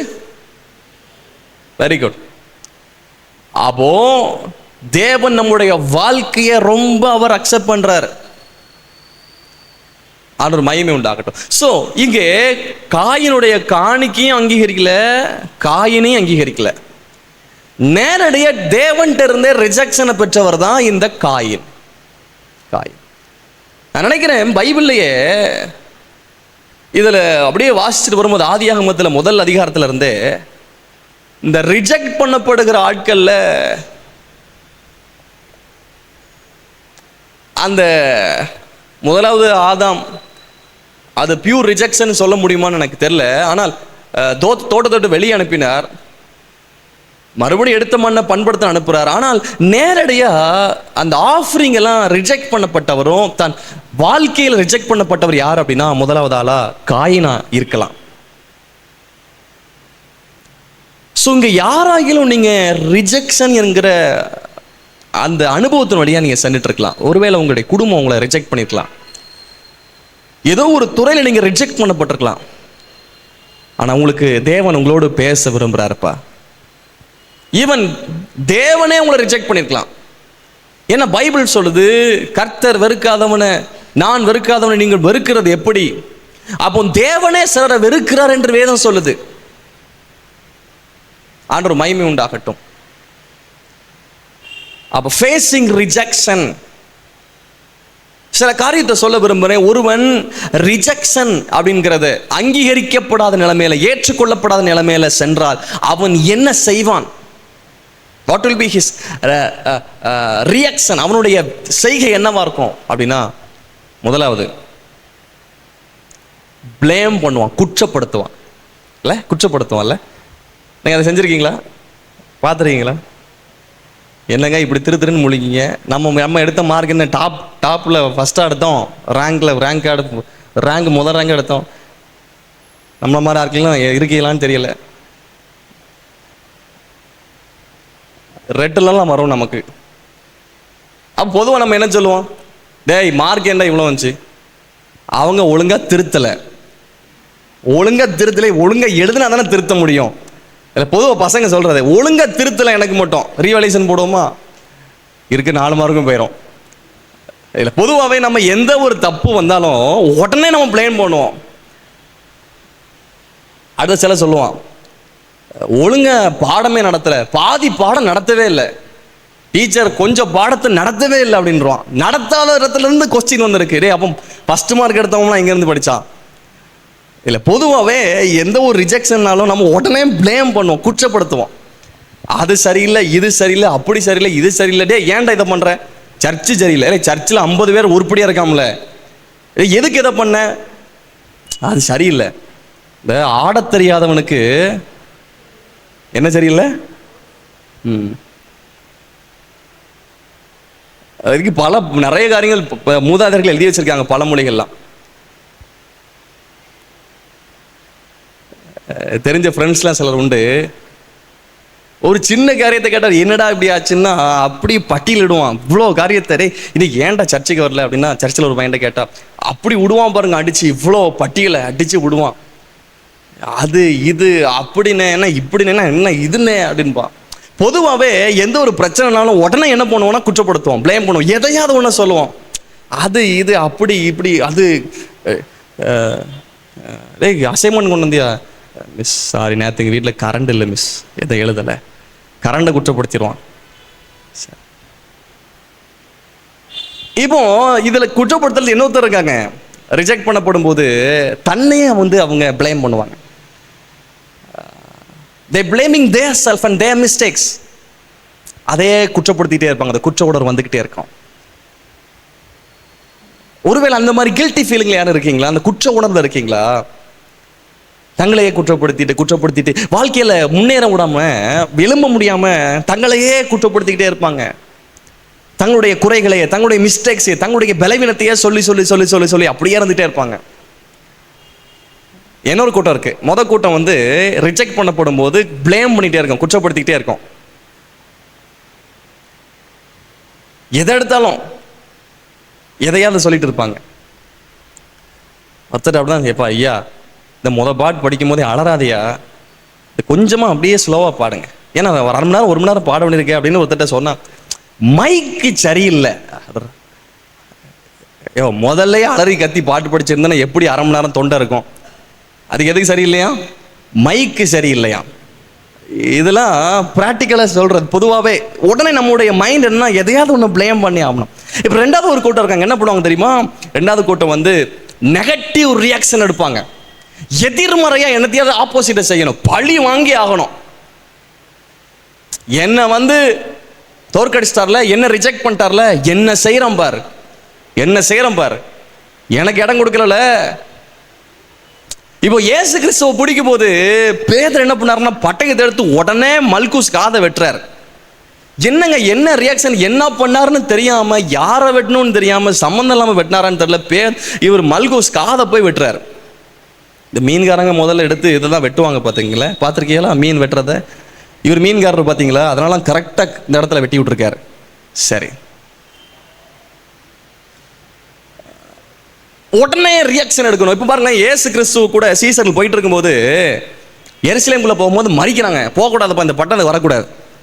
உடனே சீசர்கள் சொல்றாங்க, ஆண்டவரே எலிய அக்கினி இறக்கி 50 பேர் அழிச்சது மாதிரி கட்டளை எடுங்க, உடனே அழிச்சிடுவோம். இயேசு சொல்றார், நீங்கள் இன்னாவி உடையவர் என்பதை அறியாத இருக்கிறீர்களா? What kind of spirit you have? என்னாவி உங்கள்கிட்ட இருக்குன்னு அறியாத இருக்கிறீர்களா? அவங்களுக்குள்ள இருக்கிற ஆவி என்ன தெரியுமா?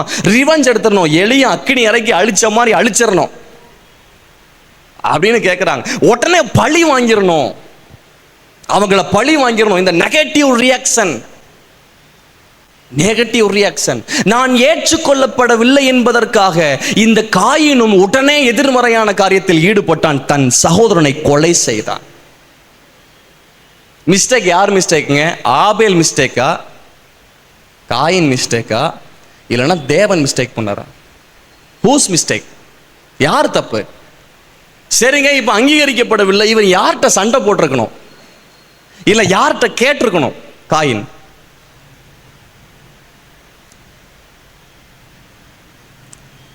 யார்கிட்ட ரியாக்ட் பண்ணணும் தெரியாம, யார்கிட்ட பேசணும் தெரியாம, இந்த ஸ்கூல்ல காலேஜ் எல்லாம் ரொம்ப வாத்தியார்லாம் ரொம்ப சில நேரத்தில் டென்ஷனா இருக்காங்கன்னா புரிஞ்சுக்கணும், உங்க மேல உள்ள டென்ஷன் கிடையாது.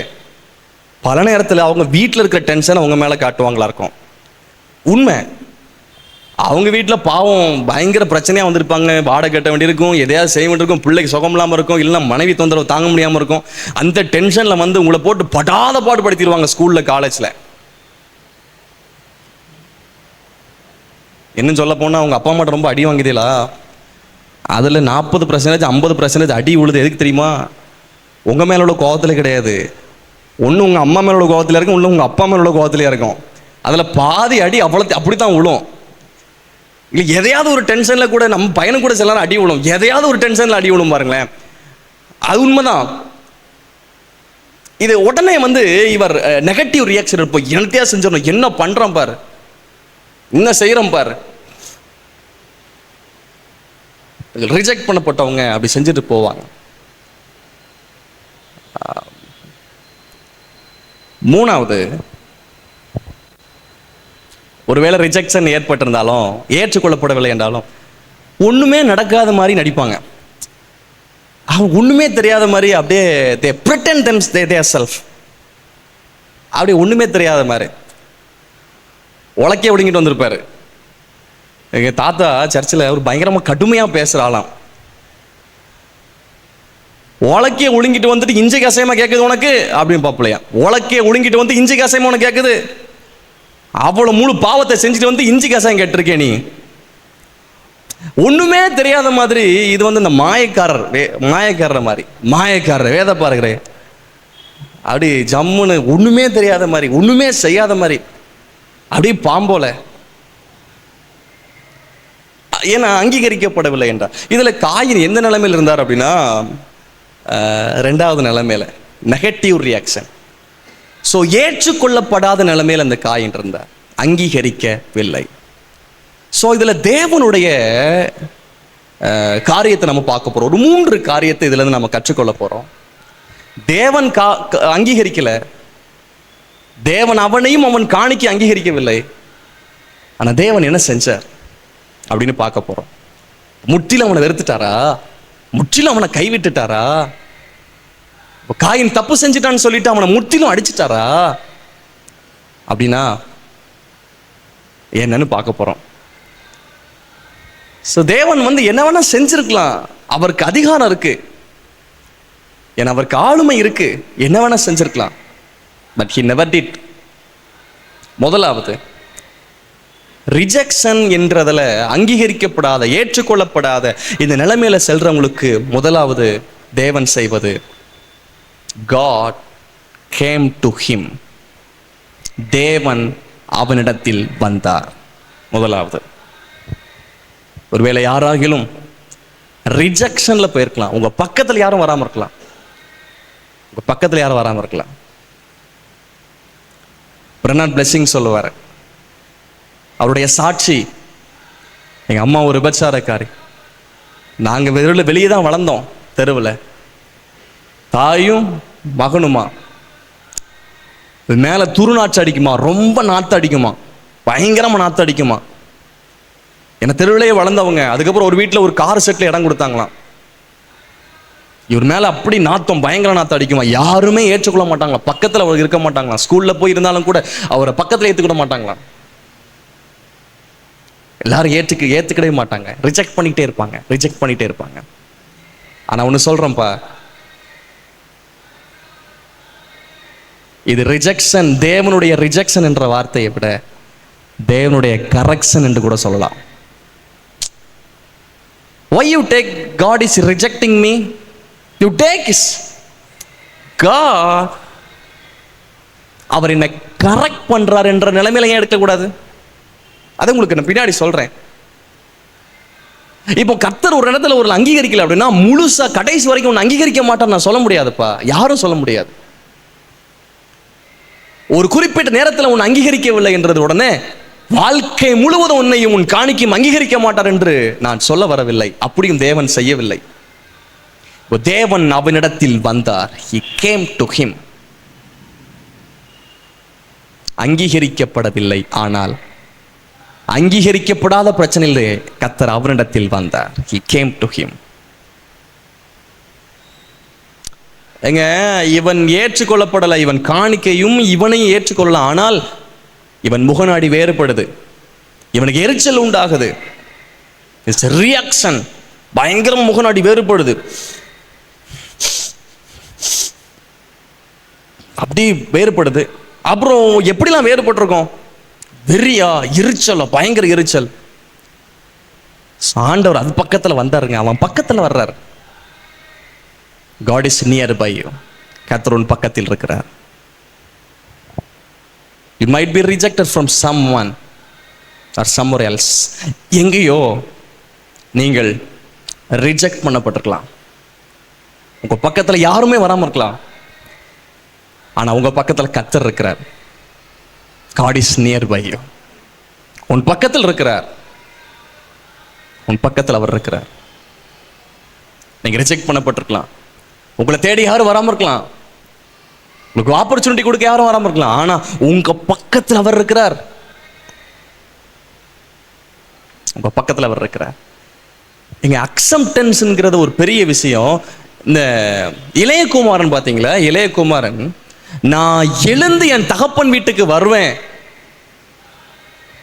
நான் எழுந்து புறப்பட்டு என்னுடைய தகப்பன் வீட்டில் ஏராளமான உணவு இருக்கு, வேலைக்காரங்களுக்கு கூட உணவு இருக்குன்னு சொல்றான். இதெல்லாம் என்ன நம்பிக்கை? என் அப்பா வீட்டுக்கு போனா எனக்கு ட்ரெஸ் தருவாருன்ற நம்பிக்கையா? இல்ல. என் அப்பா வீட்டுக்கு போனா எனக்கு திரும்ப மோதிரம் தருவாருன்ற நம்பிக்கையா? இல்ல. என் அப்பா வீட்டுக்கு போனா எனக்கு பாதரட்சை தருவாருன்ற நம்பிக்கையா? இல்ல. எங்க அப்பா வீட்டுக்கு போனா எனக்கு பெரிய கன்றடிச்சு சாப்பாடு போட விருந்து போடுவாருங்கிற நம்பிக்கையா? இல்ல. என்ன நம்பிக்கை அவனுக்குள்ள ஆழமா இருந்திருக்கு தெரியுமா? எங்க அப்பா வீட்டுக்கு போனா என்னை ஏத்துக்குவாருங்கிற நம்பிக்கை இருந்துச்சு. His hope is my father will accept me. என்னை ஏத்துக்குவாருங்கிற நம்பிக்கை இருந்தனால தான் எழுந்து புறப்பட்டு போறான் இந்த இளையகுமாரன். So he will accept you மா. ஒருவேளை சில தவறுகள் நீங்க செஞ்சிருக்கலாம், தேவனுக்கு விரோதமான சில பாவங்களை செஞ்சிருக்கலாம், அதனால நீங்க நிராகரிக்கப்பட்டிருக்கலாம். வேதத்துல எல்லாரும் நிராகரிக்கப்பட்டவர்கள் தான், அநேகர் பாவம் செய்தவர்கள், அவர்களை மறுபடியும் ஏத்துக்கலையா, மறுபடியும் அவரை கூட்டி சேர்க்கலையா, அவங்கள தாவீதை உயர்த்தலையா, எத்தனை பேர் உயர்த்தினார்ல? யூதாவை கோத்திரத்தில் லிஸ்ட்ல ஃபர்ஸ்ட் வச்சிருக்கிறாரு. யார் முதல் போன்னு கேட்ட போது யூதாவிலிருந்து புறப்பட கடவன். எல்லா இடத்துலையும் பார்த்தீங்கன்னா யூதாவை தான் முதல்ல வச்சிருப்பார். 4வது பிள்ளை யூதா, இவரை முதல்ல வச்சிருக்கோம்.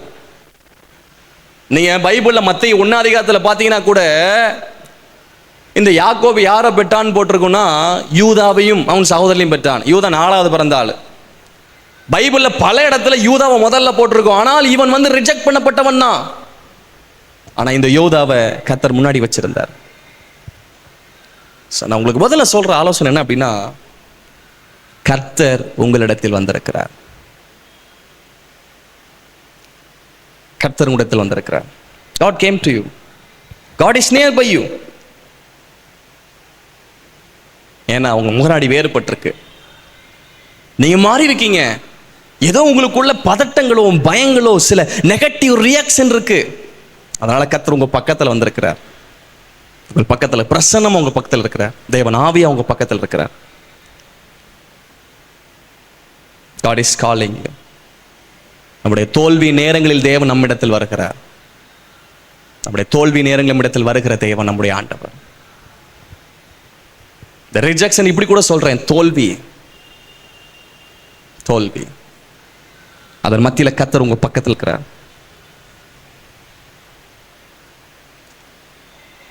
அவர் என் பட்சத்தில் இருக்கிறார். அதாவது தாவீது சங்கீதத்தில் சொல்றார், புல்லுள்ள இடங்களில் என்னை அமர்ந்த இடங்களில் தண்ணீருக்குள் கொண்டு போய் விடுகிறார். அமர்ந்த இடங்களில் புல்லுள்ள இடங்களில் கொண்டு போய் விட்டுறாரு. ஆனால் 4ஆம் வசனத்தில் சொல்றார், நான் மரண இருளின் பள்ளத்தாக்கில் இருந்தாலும் பொல்லாப்புக்கு பயப்படேன், தேவரீர் என்னோடு கூட இருக்கிறீர். பள்ளத்தாக்கில் பயம்ல பதட்ட நேரத்தில் கர்த்தர் என்னை விட்டுட்டு போகல. இஸ் வித் மீ, என் கூட இருக்கிறார். ஸோ சில தோல்வி நேரத்தில் யாரும் உங்க பக்கத்தில் வராமல் இருக்கலாம், தனிமையா விட்டுருக்கலாம். ஆனால் தேவன் உங்க பக்கத்தில் வந்திருக்கிறார், உங்களோடு இருக்கிறார், உங்க பக்கத்தில் இருக்கிறார். ஸோ இங்கே எல்லாமே வித்தியாசமா வேறு அனுபவங்கள்ல நீங்க ரிஜெக்ட் பண்ணப்பட்டிருப்பீங்க. என்னுடைய சாட்சியில் ஒரு சின்ன பகுதி நான் வந்து கடைசியில் முடிஞ்சா நான் சொல்றேன். ரிஜெக்ட் பண்ணப்பட்டவன் தான்.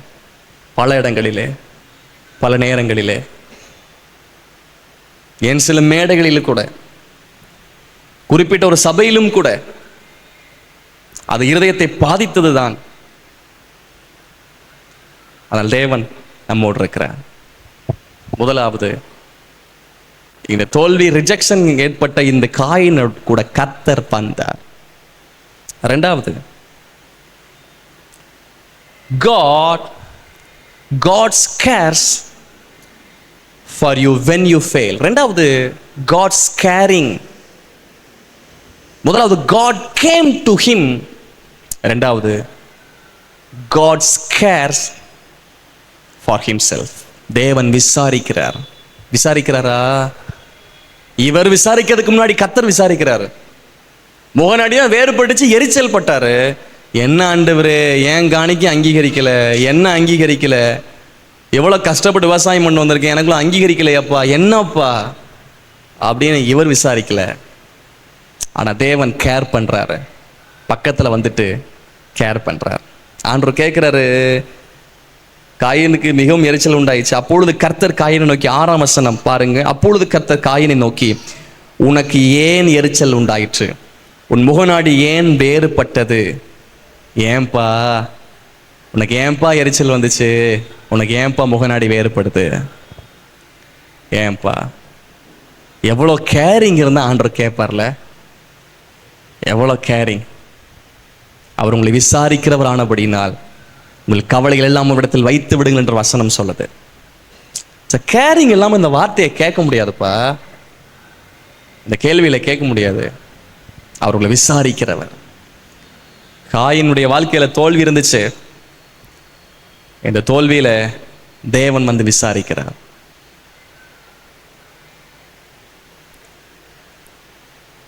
எனக்கு இதுல என்ன ரொம்ப பிடிக்கும் அப்படின்னா, என்ன ஆண்டவர் சொன்னார் தெரியுமா? அந்த வசனத்தை நீங்கள் கவனிங்க. 7ஆம் வசனம், நீ நன்மை செய்தால் மேன்மை இல்லையோ?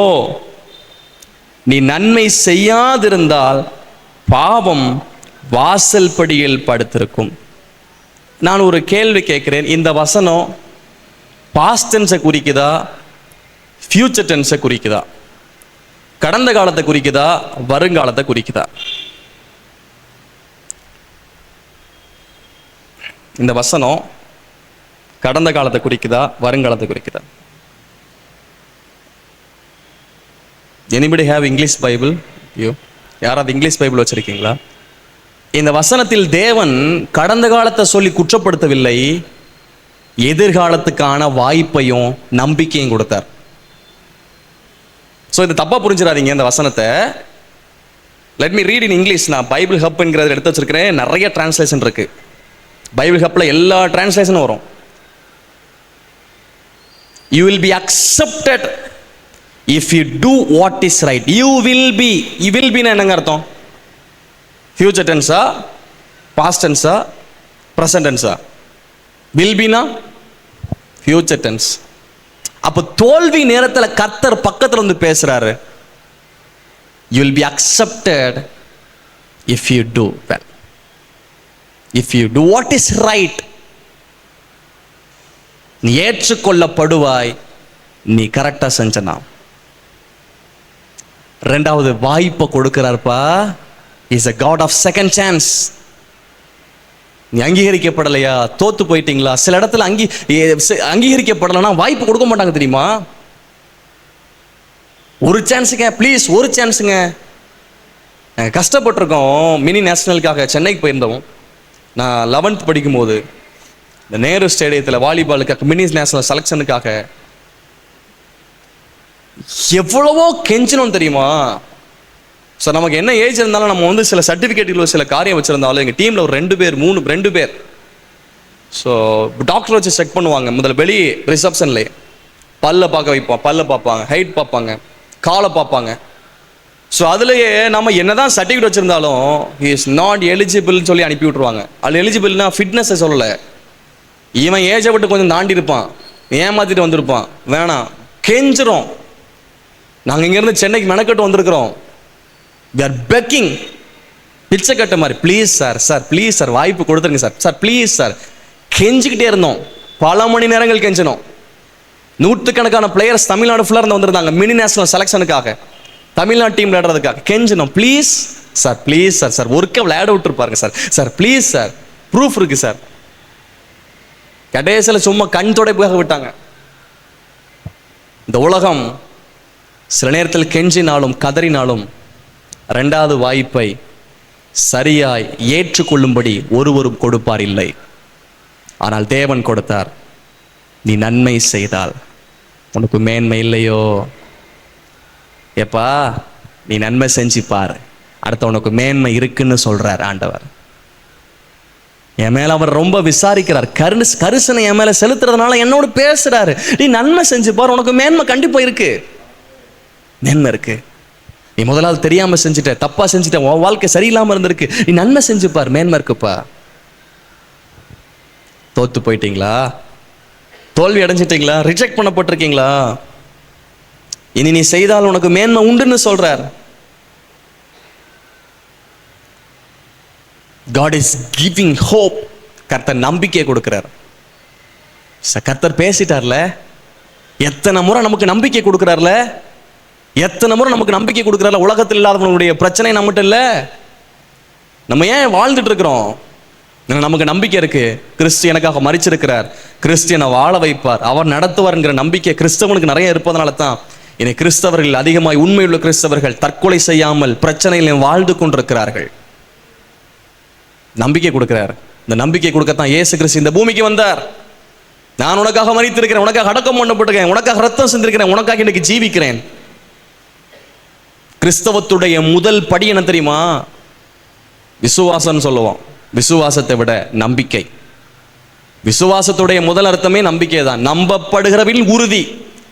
கிறிஸ்தவன் கிறிஸ்தவத்துடைய முதல் படிய நம்பிக்கை. அந்த நம்பிக்கை ஆண்டவர் கொடுக்கிறார். நிச்சயமா முடிவுண்டு, நம்பிக்கை வீண் போகாது. நான் இனி நன்மை செஞ்சா எனக்கு மேன்மை இருக்கு அப்படிங்கிற ஒரு சத்தியத்தை உள்ள விதைக்கிறாரு. நீ செய்யலைன்னா பாவம் வாசல் படியில படுத்திருக்கோம். இந்த கட்டளையும் இந்த கண்டிஷனையும் சொல்றாரு. ஏன்னா என் மேல அவ்வளவு கரிசனையா இருக்கிறார் ஆண்டவர். நீங்க ரிஜெக்ட் பண்ணப்பட்டிருந்தாலும் உங்க மேல ரொம்ப கரிசனையா இருக்கிறார்ப்பா, கரிசனையா இருக்கிறாருப்பா. அவன் ரொம்ப கரிசனையாக இருக்கிறார். He cares for you. மூன்றாவது, இவன் ரிஜெக்ட் பண்ணப்பட்டவன் தான். ஸோ ஆண்டவர் வந்து வாய்ப்பு கொடுக்கிறார். You will be accepted. நீ ஏற்றுக்கொள்ளப்படுவாய், நீ அங்கீகரிக்கப்படுவாய் நன்மை செஞ்சா அப்படின்னு பேசின போது ஒரு சின்ன மனமாற்றம் கூட இருதயத்தில் வரல. ஒரு சின்னதா ஒரு உணர்வு கூட இருதயத்தில் வரல. ஓ, எனக்காக இறங்கி வந்து என்கிட்ட பேசுறார்ல. அதுக்கப்புறமும் துணிந்து பாவம் செய்யறான், துணிஞ்சு இறங்குறான் களத்தில் இறங்கி. ஸோ ஆண்டவர் பேசினதுக்கு அப்புறம் நாம் துணிந்து பின் திரும்புவோமானால் நம்மை கண்ட்ரோல் பண்ணது யாரா இருக்கும் தெரியுமா? சாத்தானா இருக்கும். அதைத்தான் 1 யோவான் 3 பார்க்கிறோம். பொல்லாங்கனால் உண்டாயிருந்து தன் சகோதரனை கொலை செய்த. கர்த்தர் இறங்கி வந்து பேசினதுக்கு அப்புறமும் தன் கிரியைகளை மாத்தாம இருந்ததனால் சாத்தான் கண்ட்ரோல் பண்ணிட்டான். ஏவாளை அம்மா வஞ்சித்த அந்த பிசாசு அடுத்தது பிள்ளைய வஞ்சிக்கும்படிக்கு வந்து நின்று கொலை செய்யும்படிக்கு இறங்கிட்டான். ஆகவே தேவன் உங்களோடு கூட பேசுற நேரங்களிலே நீங்கள் செவி கொடுப்பது நல்லது, ஆனால் அதன்படி செய்வதற்கு உங்களை ஒப்பு கொடுத்துருங்க. இல்லை என்றால் பிசாசு உங்களை கண்ட்ரோல் பண்ணுவான், உங்களை கண்ட்ரோல் பண்ணுவான். இப்ப என்ன பண்ணிட்டாருன்னா தன் சகோதரனை கொலை செஞ்சுட்டாருங்க. என்ன துணிச்சல்லங்க, அது எனக்கு புரிஞ்சு கொள்ளவே முடியல. எப்படிங்க இது? ஏன்டா செஞ்ச? இது எப்படிடா செஞ்ச? எதுக்குடா செஞ்ச? நீ என்ன துணிச்சல்டா செஞ்ச? ஆண்டவர் உன்கிட்ட பேசினார்ல, நீ இனி நன்மை செஞ்சு போற, உனக்கு மேன்மை இருக்குன்னு பேசினார்ல, அதுக்கு மேல நீ எப்படிடா செஞ்ச? அது ஏன்டா நீ ஏன்டா தான் கோவப்பட்டுக்கணும்? ஏன்டா உன்னுடைய சகோதரனை கொண்டு போட்ட? ஏன்டா உன் தம்பியை கொன்ன? எதுக்குடா நீ சம்பந்தம் இல்லாதவனை அடிச்ச? எதுக்குடா நீ சம்பந்தம் இல்லாத இடத்துல நீ போய் ரியாக்ட் பண்ற? எதுக்குமா நீ சம்பந்தம் இல்லாத இடத்துல போய் நீ சண்டை போடுற? அவங்க தான் நீ ஏற்றுக்கொள்ளப்படாததுக்கு காரணமா? நம்ம பல நேரத்தில் அப்படிதான் நினைச்சு சண்டை போடுறோம், அப்படிதான் நினைச்சு புலம்புறோம், அப்படிதான் நம்ம ரியாக்ட் பண்றோம். நம்முடைய வாழ்க்கையில சில தோல்விகள் ஏற்படும் போது, சில ரிஜெக்ஷன் ஏற்படும் போது நம்ம சம்பந்தம் இல்லாதவர்களை போய் ஏசுறோம், சம்பந்தம் இல்லாதவர்களை கர்ஸ் பண்றோம், சம்பந்தம் இல்லாதவர்களை திட்டுறோம், சம்பந்தம் இல்லாதவங்க போய் கோவப்படுறோம், சம்பந்தம் இல்லாதவங்க போய் சண்டை போடுறோம். நோ, வேணாம். இது பிசாசுடைய செயல். பிசாசை கண்ட்ரோல் பண்ண அப்படின்னா தான் சம்பந்தம் இல்லாத இடத்துல போய் சண்டை போடவும் அவனை கொலை செய்யவும் தோணுது. பொறாமை உள்ள வந்துச்சு, அந்த வெறி உள்ள வந்துச்சு, கொன்னுறணும் இவனை. இவன் இருந்தனால தான் நம்ம அக்செப்ட் பண்ண முடியல, இவன் இருந்தனால தான் நம்ம ஜெயிக்க முடியல. இந்த உலகம் அப்படித்தாங்க, பொலிட்டிக்கல் அப்படித்தான். இவன் இருக்கனால தான் நம்ம முன்னாடி வர முடியலன்னு சொல்லிட்டு ஆளை வச்சு இவனை கொல்லுவாங்க. ஏன்னா இவங்க முன்னாடி வர்றதுக்கு.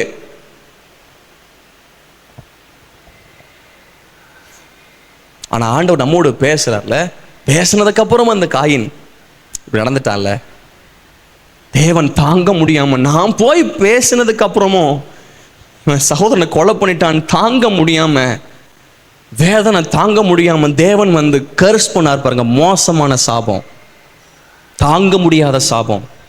என்ன சாபம் போட்டார்? வேகமா சொல்லி அந்த 5 மினிட்ஸ்க்குள்ள டக்குன்னு உங்களை முடிச்சிடுறேன். 11:12 இப்பொழுதும் உன் சகோதரனுடைய ரத்தத்தை உன் கையிலே வாங்கி கொள்ள தன் வாயை திறந்த இந்த பூமியில் நீ சபிக்கப்பட்டிருப்பாய். இந்த பூமியில் நீ சாபமா இருப்பான்ட்டார். இது கூட கொஞ்சம் ஏத்துக்கலான்னு வைங்களேன். 12ஆம் வசனத்தை பாருங்க. நீ நிலத்தை பயிரிடும் போது அது தன் பலனை இனி உனக்கு கொடாது. நீ பூமியில் நிலையற்று அலைகிறவனாய் இருப்பாய். இந்த வசனத்தை அப்படியே 2024 கடைசிக்கு நீ கொஞ்சம் யோசிச்சு பாருங்க. இந்த காலகட்டம், இந்த நூற்றாண்டுக்கு இந்த வசனத்தை நீங்க கொஞ்சம் பிராக்டிக்கலா யோசிச்சு பாருங்க. எப்படி இதை டிரான்ஸ்லேட் பண்ணலாம், இன்டர்பிரட் பண்ணலாம். எப்பா நீ என்ன வேலை செய்யறியோ அது உனக்கு உருப்படாது, நயா வயசா உனக்கு கிடைக்காது. ரத்தம் செஞ்சு வேர்வை செஞ்சு விழிச்சிருந்து வேலை செய்வ ஒன்று கூட உனக்கு கிடைக்காது. அது கூட விடுங்க. அடுத்த லைன், நீ பூமியில் நிலையற்ற அலைவனா இருப்ப. நீ கம்பெனியாக ஃபயரை தூக்கிட்டு ஏறி ஏறி அலைவன்னு அர்த்தம். புரியுதா? நிலையற்ற அலைவனா இருப்பாய். கம்பெனியாக ஏறுவேன், ஏறி ஏறி இறங்குவேன், ட்ரெயின் பஸ்ஸுன்னு ஏறி ஏறி இறங்க. நான் உங்களை சாபம் படலை, இந்த வசனத்தை இந்த காலத்தில் யோசிச்சு பார்த்தேன். எங்க இவனுடைய வேலையை பயிரிடுறது, கடினமாக உழைச்சி விவசாயம் பண்ணி தண்ணி ஊற்றி இருந்து காத்திருந்து ஒன்றுமே கிடைக்கலாம், எப்படி இருக்கும்? அடுத்து நிலையற்ற அலைவனா இருப்ப, அலைஞ்சிக்கிட்டே இருப்ப, தாங்க முடியல இவனுக்கு. அவன் சொல்றான், இப்பொழுது காயின் கர்த்தரை நோக்கி எனக்கு இட்ட தண்டனை என்னால் சகிக்க முடியல. என்னால் சகிக்க முடியல, என் மேலே போடப்பட்டிருக்கிற தண்டனை என்னால் சகிக்க முடியல. I could not accept this pain, this penalty. இந்த தண்டனை என்னால் சகிக்க முடியல. இப்படி சொல்லட்டுமா, நம்ம மேல நிறைய தண்டனை விழுந்து கிடந்துச்சு. ஆனால் இந்த தண்டனை எல்லாவற்றையும் இயேசு கிறிஸ்து சுமந்து சிலுவையில் தீர்த்தார். ரட்சிப்புடைய முதல் பகுதியே He saved from penalty of sin. ரட்சிப்புடைய முதல் பகுதியே பாவத்தின் தண்டனையிலிருந்து நம்மை விடுவிச்சிருக்கிறார். இயேசு கிறிஸ்து பாவத்தை சுமந்தார், அக்கிரமத்தை சுமந்தார். நம்ம எல்லாம் நம்ம யோக்கியமானவங்க கிடையாதுங்க. நம்ம எல்லாம் நம்முடைய நீதியெல்லாம் அழுக்கான கந்தைகள்ங்க. இயேசு கிறிஸ்து நீதி உள்ளவர். ஆனா மீண்டும் மீண்டும் இந்த காயின்ட்ட வர்றாரு. இந்த காயின் சொல்றான், என்னால தாங்க முடியல, என் மேல போடப்பட்டிருக்கிற சாபம் என்னால தாங்க முடியல, சகிக்க முடியல ஆண்டவர், ஒரு அடையாளத்தை போடுங்க. கர்த்தர் இப்பவும் இறங்குறாருங்க, இறங்குறார். மூன்றாவது நான் உங்களுக்கு சொல்ல வேண்டிய காரியம், ரிஜெக்ஷன் வாழ்க்கையில் ஏற்பட்ட இந்த காயினுக்கு தேவனுடைய கம்பேஷன் வெளிப்பட்டுச்சு. Is compassion towards Cain. காயினுக்கு மேல தேவனுடைய இரக்கம் வெளிப்பட்டது, மனதுருக்கம் வெளிப்பட்டது. இந்த சாபத்தை போட்டு அப்படியே சொல்லாம, போப்பா நீ பண்ண தப்புக்கு நீ அலைஞ்சு திரி, கம்பெனி ஏறு, நீ அலைஞ்சிட்டே இரு, நீ கஷ்டப்பட்டு ஓலாம், உனக்கு ஒரு பயிர் கூட வராது. எனக்கு என்ன பிடிச்சது அப்படின்னா, ஐ வாண்ட் டு கன்க்ளூட். காயினுடைய கடைசி பகுதியை சொல்லி நான் முடிக்க விரும்புகிறேன். I was amazed. அது அப்படி பிரமிச்சு பார்க்க வைக்கும். இந்த காயின் தேவன்கிட்ட போய் சகிக்க முடியல ஆண்டவரேன்னு சொன்ன போது தேவன் இறங்கினார், அடையாளத்தை போட்டார். நடந்தது என்ன தெரியுமா? அந்த 4ஆம் அதிகாரம் 17ஆம் வசனத்தை நீங்கள் கவனியுங்கள். 4:17. காயின் தன் மனைவியை அறிந்தான், அவள் கர்ப்பவதியாகி ஏனாக்கை பெற்றான். அப்பொழுது அவன் ஒரு பட்டணத்தை கட்டி அந்த பட்டணத்துக்கு தன் குமாரனாக ஏனாக்குடைய பெயரை இட்டான். காயின் ஒரு பட்டணத்தை கட்டி, அந்த வாக்கியம் சிந்திக்க வைக்கும். இந்த சிந்தனையோடு நான் நிறைவு செய்ய விரும்புகிறேன். காயின் ஒரு பட்டணத்தை கட்டி. Let me ask some questions. How can a failure man build a city? How can a rejected man build a city? எப்படி ஒரு ஏற்றுக்கொள்ளப்படாதவன், அங்கீகரிக்கப்படாதவன் பட்டணங்களை கட்ட முடியும்? எப்படி வாழ்க்கையில தோல்வி அடைஞ்சவன் பட்டணத்தை கட்ட முடியும்? எப்படி வாழ்க்கையில சாபத்தை பெற்றவன் பட்டணத்தை கட்ட முடியும்? ஒரு விளைச்சலின் ஆசீர்வாதம் பெற்றுக்கொள்ள முடியாதவன் எப்படி பட்டணத்தை கட்ட முடியும்? கொஞ்சம் யோசிச்சு பார்ப்பா. தேவனால் கூடாத காரியம் ஒன்றும் இல்லை. தேவனுடைய இரக்கங்கள்னு ஒன்று இருக்கு, தேவனுடைய கிருபைன்னு ஒன்று இருக்கு, தேவனுடைய தயவுன்னு ஒன்று இருக்கு. தண்டனைகள் மேல் குவியப்பட்டிருக்கலாம். நான் பாவம் செய்து பாவம் வாசல் படியில் காத்துட்டு இருக்கலாம். நம்ம இடத்துல நாம் பாவம் செய்த போதிலும், துணிகரமா பாவம் செஞ்ச போதிலும் நம்ம இடத்துல வந்து தேவன் பேசி மறுபடியும் பாவம் செஞ்சிருக்கலாம். ஆனாலும் மறுபடியும் ஆக்கின உங்க மேல விழுந்துடக்கூடாதுன்னு மறுபடியும் தேவன் அடையாளத்தை போட்டிருக்கிறார்ல. காயின் பட்டணத்தை கட்டி. இந்த வாக்கியம் ஒருவேளை உங்களுக்கு இப்பம் புரியட்டாலும், உங்களுக்கு திருமணமாகி சில ஆண்டுகளில் உங்களுக்கு இந்த வாக்கியங்கள் நிச்சயமா புரியும், நிச்சயமா புரியும். இல்லைன்னா வாடகை வீட்டில் இருப்பீங்கன்னா உங்களுக்கு புரியும். இல்லைன்னா உங்க அப்பா அம்மா கஷ்டப்பட்டு ஒரு சிறிய அளவிற்கு வீடு கட்டுறவங்களுடைய கஷ்டம் உங்களுக்கு தெரியும்னா புரியும். அதான் பழமொழி சொல்லுவாங்க, ஒரு வீட்டை கட்டிப்பார் கல்யாணத்தை பண்ணிப்பாருமாங்க. ஒரு சிறிய அளவிற்கு நாம் நம்முடைய தகுதிக்கேற்றாற்போல் வீடு கட்டுறதுக்கு எவ்வளவு கஷ்டப்படுவாங்க தெரியுமா? சில நேரத்தில் நம்முடைய பிள்ளைகளுக்கு பெற்றோருடைய கஷ்டம் தெரியாது. கஷ்டம் தெரியக்கூடாது என்பதற்காக கடினப்பட்டு கட்டுவாங்க. லோன் வாங்கி கடன் வாங்கி யார்ட்டையோ கையேந்தி கடினமா உழைச்சி ஓவர் டியூட்டி பண்ணீங்க. சபையில போன மாதத்துல ஒரு வீடு பிரதிஷ்டை நடந்துச்சுங்க. சில ஆண்டுகளாச்சு வீடுக்கு கட்ட துவங்கி எவ்வளவு கஷ்டப்பட்டாங்க தெரியுமா? அவங்களுடைய ஆரம்பம்லாம் பயங்கர கஷ்டம். போன மாசம் சொல்லும் போது தெரிஞ்சது, அவர் ஓவர் டியூட்டி பார்த்துருக்கிறாரு. சவுதி அரேபியால இன்னொரு ஒர்க் பண்ணிட்டு மறுபடியும் இன்னொரு ஒர்க் அதிகமா, தூக்கம் இல்லாம நல்ல வசதியான வீட்டை கத்தர் கட்டி கொடுத்தார். ஆனால் மறுபக்கத்தில் கடினமான உழைப்பு, தூக்கம் இல்லாத உழைப்பு. ஒரு சிறிய அளவிற்கு வீடு கட்டி நிற்பதற்கு எவ்வளவு கஷ்டம் தெரியுமா? ஆனா இதன் மத்தியில காயின் ஒரு பட்டணத்தை கட்டினான்னா, பட்டணம் என்பது என்ன? சிட்டி. பெரிய பெரிய வீடுகள் இருக்கும், ஏராளமான வீடுகள் இருக்கும். ஒரு மனுஷன் சிட்டி கட்டுறானா, அதுக்கு பின்னாடி தேவனுடைய இரக்கம் இல்லாமல் கட்ட முடியாதுப்பா. தன் வாழ்க்கையில் ரிஜெக்ஷன் பெற்றுக்கொண்ட இந்த காயின் தான் வாழ்க்கையில உயர்த்தப்பட்டான், கனம் பண்ணப்பட்டான், சிட்டியை கட்டினான். அவருக்கு நல்ல திருமண வாழ்க்கை நடந்தது. நான் உங்களுக்கு சொல்றேன், தேவன் உங்கள் பக்கத்தில் வந்திருக்கிறார். நீங்க ரிஜெக்ஷனை உங்க வாழ்க்கையில நீங்க ஃபேஸ் பண்ணிக்கலாம், ஆனா உங்க பக்கத்துல கர்த்தர் வந்திருக்கிறார். ரெண்டாவது, he cares for you. தேவன் உங்கள்கிட்ட ரொம்ப கரிசனையா விசாரிக்கிறதா வந்திருக்கிறார். மூணாவது, காட்ஸ் கம்பேஷன். தேவனுடைய இரக்கமும் தேவனுடைய தயவும் உங்கள்கிட்ட இருக்கு. வாழ்க்கையில சாதாரணமா ஜெயிக்க முடியாதுப்பா, சாதாரணமா உயர முடியாதுப்பா. நம்முடைய வாழ்க்கையில தேவனுடைய தயவு இருக்கும்னா நிச்சயமா நான் உயர முடியும், நிச்சயமா உயர முடியும். ஒருவேளை ஏதாகிலும் சில ரிஜெக்ஷனை நீங்க ஃபேஸ் பண்ணிருக்கலாம், அப்படிப்பட்ட நிலைமையில் இருக்கலாம். ஆனால் சிறு வயதுலேருந்து என்னுடைய பேஷன் வந்து வாலிபால். ஃப்ரம் 7th ஸ்டாண்டர்ட் ஏராளமான சர்டிஃபிகேட், மெடல்ஸ் பல இதில் 10th வரைக்கும் தமிழ் மீடியம். 11th ஒரு ஸ்கூலில் எங்களை அப்படியே வந்து அடாப்ட் பண்ணாங்க. ஒரு 4 பேரை பிளேயர்ஸை சூஸ் பண்ணி எங்களை ஃப்ரீயாக படிக்க வச்சாங்க. ஒரு பெரிய ஸ்கூல், இன்றைக்கு வரைக்கும் எங்களுடைய வட்டாரத்தில் பிரபலமாக இருக்கக்கூடிய ஸ்கூல். ஸ்போர்ட்ஸ் கோட்டா அப்படியே எடுத்தாங்க, நல்ல சாப்பாடு கொடுப்பாங்க, எங்களுக்கு தங்குற இடம் கொடுப்பாங்க, ஃபுல்லாக ஸ்போர்ட்ஸ் விளையாட போயிட்டு 11th இங்கிலீஷ் போய் எனக்கு படிப்பே சுத்தமாக வராது. நான் சொல்லிட்டேன் லீவில், நான் இனி 12th படிக்க மாட்டேன், அந்த ஸ்கூல் போக மாட்டேன். எவ்வளோ கெஞ்சு பார்த்தாங்க, நிற்கணும் வைக்கணும்னு பார்த்தாங்க. பாஸ் ஆகணாமா, 12th எந்த ஸ்கூலில் தான் சீட்டு தருவான், ஒரு ஸ்கூல்லையும் சீட்டு தர மாட்டான். 11th பரவாயில்ல, 9th பரவாயில்ல, 10th 12th எந்த ஸ்கூலும் தர மாட்டாங்க. ஆனால் நான் சொல்லிட்டேன், நான் படிக்க மாட்டேன்.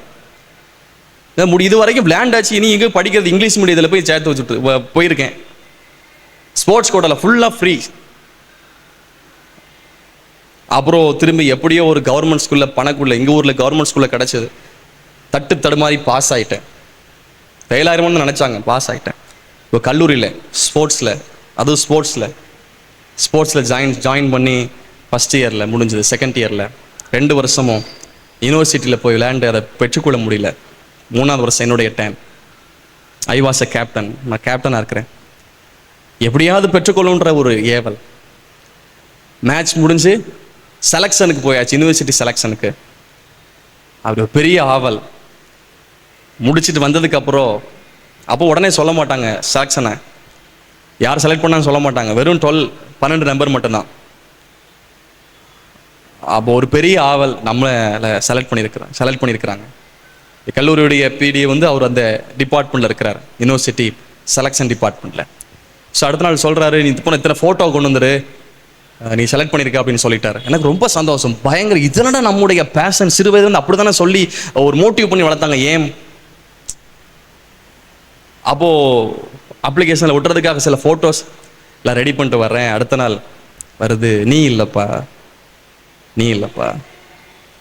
சிறு வயதுலேருந்தே ஸ்போர்ட்ஸ்லேயே அந்த வாலிபாலில் இல்லாத ஒரு நபர், ஸ்கூலில் கூட அந்த டீமில் இல்லாத ஒரு நபரை செகண்ட் இயரில் கொண்டு வந்து அவரை உருவாக்கி விட்டு, நம்ம கீழே உருவாக்கி விட்டவரை 3வது வருஷத்தில் அவனுக்கு யூனிவர்சிட்டி அடுத்த நாள் வந்து சொல்கிறாங்க, உனக்கு இல்லைப்பா, அவனுக்குப்பா. ஸோ இதை என்னால் ஏற்றுக்கொள்ளவே முடியல. ரொம்ப உடையப்பட்டேன். கல்லூரிக்குள்ளே போனால் கிளாஸுக்கு போக மாட்டேன். என்னை வந்து ஒரு தனியாகவே அலைஞ்சிட்டு இருப்பேன். என்னுடைய வாழ்க்கையில் கண்ணீராக தான் இருக்கும். பலவிதம் ரிஜெக்ட் பண்ணப்பட்டேன். அப்படியே ஒரு டிப்ரெஷன் மைண்டில் போயிட்டேன். வீட்டில் அப்பா தைரியப்படுத்துகிறாங்க, இதுக்கு போயிட்டு எதுக்கா என்ன போன விஜயவாடாவுக்கு போயிடலாம், விஜயவாடா ஆந்திராவில். ஆனால் கர்த்தர் உன்னை உலகம் முழுதும் கொண்டு போவார், இதுக்கு போட்டு ஏன் சோர்ந்து போகிறேன். அன்றைக்கு தைரியப்படுத்தி பேசின வார்த்தைகள் என்னை தைரியப்படுத்துச்சு. ஸோ ஆண்டவர் உங்கள் பக்கத்தில் இருக்கிறார், உங்களுடைய எதிர்காலத்தை பற்றி பேசுகிறதுக்கு. நம்ம இப்போ உள்ள காலத்தை குறித்து யோசித்து சோர்ந்துருக்குறோம். ஆனால் சொல்ல போனால் கர்த்தர் பல இடங்களில் பயன்படுத்துகிறார் கிருபை. ஸ்ரீலங்காவுக்கு பல முறை, பனாமாவுக்கு, துபாய் தேசத்துக்கு, பஹ்ரைன் தேசத்தில் ஆன்லைனில், அப்புறம் கொலம்பியா தேசத்துலேயும் பெரு தேசத்துலேயும் ஆன்லைனில் பல ஊழியங்களில் தேவன் கிருபையாக பயன்படுத்துகிறார். ஆனால் ஒன்று, தேவன் நம் பக்கத்தில் இருக்கிறார், நமக்காக இருக்கிறார். ஒரு நேரத்தில் ரிஜெக்ட் பண்ணிட்டாருன்னா வாழ்க்கை முழுதும் ரிஜெக்ட் பண்ணி நீ வேணான்னு ஒதுக்கி தள்ளலப்பா. God is correcting you. கர்த்தர் உங்களை கரெக்ட் பண்ணுறதுக்கு உங்களை ஒப்பு கொடுங்கள். அந்த தேவன் உங்களை நடத்துவார். ஒப்பு கொடுப்போமா? ஒரு சின்ன ஜெபத்தை உங்களுக்காக நான் செய்யணும்னு விரும்புகிறேன். ரே பாஹாந்தானா ரே மாமா ஷந்தாராபா ஷந்தானா. யோபுவை பார்த்து சொன்னார், நீ எலும்புப்பா, எலும்பு. ஒரு புருஷனை போல அறையை கட்டி எலும்பி நில்லுன்னு சொன்னார். Stand like a man. சாமுவேலை பார்த்து சொன்னார், நீ புறக்கணித்து தள்ளின சவுலுக்காக நீ எந்த மட்டும் தூக்கிட்டு கொண்டிருப்பா, எலும்பு. நீ எந்த மட்டும் தூக்கிச்சுட்டே இருப்பாப்பா, நான் உன் பக்கத்தில் வந்திருக்கிறேன், எலும்பு. என்ன ஒருத்தன் அபிஷேகம் பண்ணு, போது ஆண்டவரை என்னை எடுத்துக்கொள்ளும் என்று சொன்ன இந்த எலியா, இல்லை கர்த்தர் திரும்ப கூட்டி கொடுத்தார், வாழ வச்சார். இல்லை உங்கள் வாழ்க்கை முடியலை, உங்களுடைய கெரியர் முடியல, உங்களுடைய லைஃப் முடியலப்பா, கர்த்தர் பெரிய வாழ்க்கையை வச்சிருக்கார். தகப்பனே, எல்லா பிள்ளைகளும் உடைய கரத்தில் ஒப்பு கொடுக்கிறேன். தங்களுடைய வாழ்க்கையில் சில விதமான ரிஜெக்ஷன் வழியாக சென்ற இவங்களுக்கு தேவன் ஆறுதல் படுத்தி பேசினதற்காக ஸ்தோத்திரம். வாழ்க்கையில் சாதிப்பார்களாக, வெற்றி அடைவார்களாக, இவங்க உயர்ந்திருப்பார்களாக, சரித்திரம் படைப்பார்களாக, உலகத்தை அசைப்பார்களாக. ஆண்டவரே, இந்த WMS சபையில் இருக்கிற வாலிப பிள்ளைகள் அனைவரையும் உலகத்தை கலக்குகிறவர்களாய் மாற்றுங்க. இயேசுவின் நாமத்தில் பிதாவே, ஆமென். ஹல்லேலூயா. உங்களுடைய புறக்கணிப்பு மீண்டும் கர்த்தர் கட்டி எழுப்ப போகிறார். எந்தெந்த பகுதியில் புறக்கணிக்கப்பட்டிருக்கீங்கன்னு உங்களோடு ஆண்டவர் பேசியிருப்பார். பேசும்போதே இந்த காரியத்தில் நான் புறக்கணிக்கப்பட்டேன், நீங்கள் வருத்தத்தோடு வந்திருக்கலாம். என்கிட்ட இந்த பொருள் இல்லாததுனால சிலர் புறக்கணிச்சிட்டாங்க, நல்ல மார்க் இல்லாததுனால சிலர் புறக்கணிச்சிட்டாங்க, அழகு இல்லாததுனால சிலர் புறக்கணிச்சிட்டாங்க, நல்ல ஞானம் இல்லாததுனால சிலர் புறக்கணிச்சிட்டாங்க. அப்படி நீங்கள் வருத்தத்தோடு வந்திருக்கலாம். ஆனால் உங்கள் புறக்கணிப்புக்கு ஒரு சொல்யூஷன் கொடுத்துருக்குறாங்க. நீங்கள் நன்மை செய்தால் மேன்மை உண்டு. உங்கள் வாழ்க்கையில் நீங்கள் கனி கொடுக்கிறவர்களாக இருந்தால், நல்ல கனி கொடுக்கிறவர்களாக இருந்தால், ஆபேல் காயினை குறித்து ரொம்ப அழகாக ஆண்டவர் நம்மளோடு பேசினார். கனி கொடுக்கணும். ஆபேல் காயின் அதை என்ன சொல்லியிருந்துச்சு, அந்த கனிகளை பற்றி பார்க்கும்போது ஒரே ஒரு நிமிஷத்தில் உங்களை சொல்லி முடிச்சிடுறேன். காயின் சில நிலத்தின் கனிகளை கர்த்தருக்கு காணிக்கையாக கொடுக்கிறார். ஆபேல் தன் மந்தையின் தலையீற்றுகளிலும் அவைகளில் கொழுமையானதிலும் சிலவற்றை. அதனால் நீங்கள் இனி ஆண்டவருக்கு கொடுக்கிறது, இந்த காலத்தில் ஆண்டவர் நான் ஆரம்பிக்கும் போதே சொன்னேன், ஆண்டவருக்கு நீங்கள் கொடுக்கறது பழைய ஏற்பாட்டில் ஆடு மாடு கோழின்னு சொன்னேன். புதிய ஏற்பாட்டில் உங்களை கொடுக்கணும், உங்கள் நேரத்தை கொடுக்கணும். ஒவ்வொரு நாளும் காலையில் எழும்புன உடனே ஒரு நல்ல ஒரு இந்த மெசேஜ்லேருந்து ஒரு உங்களுக்கு தேவையான ஒரு விஷயம் சொல்லட்டா, உதடுகளின் கனியாகிய ஸ்தோத்திர பலியை எப்பொழுதும் தேவனுக்கு கொடுக்கணும். ஹல்லேலூயா. உதடுக்கு காலில் எலும்புன உடனே நீங்கள் ஆண்டவரை துதிச்சு பாருங்கள். எலும்புன உடனே ஃபோனை எடுத்துடாதீங்க. ஒரு சின்ன அறிவுரை, இது உங்கள் வாழ்க்கையில் பெரிய ஆசீர்வாதத்தை கொண்டு வரும். 2 பேரும் கொடுக்குறாங்க. ஒருத்தர் கொடுக்கறது, ஆபேல் கொடுக்கறத கர்த்தர் ஏற்றுக்கொள்கிறார், காயின் கொடுக்கறத கர்த்தர் ஏற்றுக்கொள்ளலை. 2 பேரும், நீங்களும் எல்லாரும் ஆலயத்துக்கு வராங்க, ஆனால் சிலருடைய துதிகளையும் சிலருடைய ஜபங்களையும் கர்த்தர் ஏற்றுக்கொள்ளுகிறார். சிலருக்கு பதில் இல்லை. ஏன்னா நினச்ச நேரம் வர்றது, டைம் இருந்தால் கர்த்தருக்கு உங்களை கொடுக்கறது, ஸ்கூலுக்கு காலேஜுக்கு இந்த மாதிரி காரியத்தில் ஃபஸ்ட்டு கொண்டு அதை வைக்கிறது. மொபைல் ஃபஸ்ட்டு காலையில் எந்திரிச்சோடனே மொபைல் பார்க்குறது. இன்றைக்கி ஒரு தீர்மானம் எடுங்க, காலையில் எந்திரிச்சோடனே நான் கர்த்தருக்கு கனி கொடுக்கணும். உதடுகளின் கனியாகிய ஸ்தோத்திர பலியை என் தேவனுக்கு செலுத்துவேன். அதுக்கப்புறம் கலாத்தியர் 5வது அதிகாரத்தில் 22, 23வது வசனம், ஆவியின் கனி 9 கனி. எல்லாருக்கும் தெரியுமா? யாராவது சொல்லுவீங்களா? சரி, அடுத்த வாரம் டைம் இல்லை. அந்த 9 கனியும் கொடுக்கணும். அன்பு, சந்தோஷம், சமாதானம், நீடிய பொறுமை, தயவு, நற்குணம், விசுவாசம், சாந்தம், இச்சை அடக்கம். இந்த கனிகளை கொடுக்கணுன்னா காலைல எந்திரிச்ச உடனே உங்கள் வீட்டில் உள்ளவங்ககிட்ட போய் அன்பாக பேசுங்க. முதல்ல ஆண்டவருக்கு கனி கொடுங்க, உதடுகளின் கனியை. செகண்டு, வீட்டில் உள்ளவங்ககிட்ட எரிஞ்சு விடாதீங்க, அன்பாக 2 வார்த்தை பேசுங்க. அம்மா எப்படி இருக்கீங்க, அப்பா எப்படி இருக்கீங்க, இன்றைக்கி எதுவும் வேலை செய்யணுமா, நீங்கள் உங்களுக்கு எதுவும் ஹெல்ப் பண்ணணுமா, கனியை கொடுங்க. எடுத்த உடனே ஃப்ரெண்டுக்கெலாம் கனி கொடுக்காதீங்க. முதல்ல வீட்டில் கனி கொடுங்க. எருசலேமிலும் யூதேயாவிலும் சமாரியாவிலும் பூமியின் கடைசி வரைக்கும் முதல்ல வீட்டில் ஆரம்பிங்க. பெற்றோருக்கு கனி கொடுங்க. ஏதாச்சும் கேளுங்க, உங்களுக்கு இன்றைக்கி என்ன உதவி செய்யணும், செய்கிறேம்மா, நான் ரெடியாக இருக்கிறேன். இப்படி பழகி பாருங்கள். முதலாவது ஆண்டவருக்கும், 2வது உங்கள் பெற்றோருக்கும், சபைக்கும் உண்மையாக இருந்தீங்கன்னா கர்த்தர் உங்களுடைய வாயிலிருந்து புறப்படுகிற எல்லா வார்த்தையும் அங்கீகரிப்பார். நீங்க என்னதை கேட்குறீங்களோ அதை கர்த்தர் நிச்சயமாக அருளுவார். ஹல்லேலூயா, ஹல்லேலூயா. எல்லாரும் அப்படியே கண்களை மூடி, ஆத்துமாவே கர்த்தரை ஸ்தோத்திரின்னு சொல்லுங்க. என் ஆத்துமாவே கர்த்தரை ஸ்தோத்திரி, என் முழு உள்ளமே அவருடைய பரிசுத்த நாமத்தை ஸ்தோத்திரி. என் ஆத்துமாவே கர்த்தரை ஸ்தோத்திரி, கர்த்தர் செய்த சகல உபகாரங்களையும் மறவாதே. ஆமென். ஹல்லேலூயா. நம்முடைய கர்த்தராகிய இயேசு கிறிஸ்துவின் கிருபையும் பிதாவாகிய தேவனுடைய அன்பும் பரிசுத்த ஆவியானுடைய ஐக்கியமும் நம் யாவரோடும் செய்தி கேட்ட செய்தி கொடுத்த நம்முடைய பிள்ளைகளோடு வருகை பெறுந்து இருப்பதாக. ஆமென்.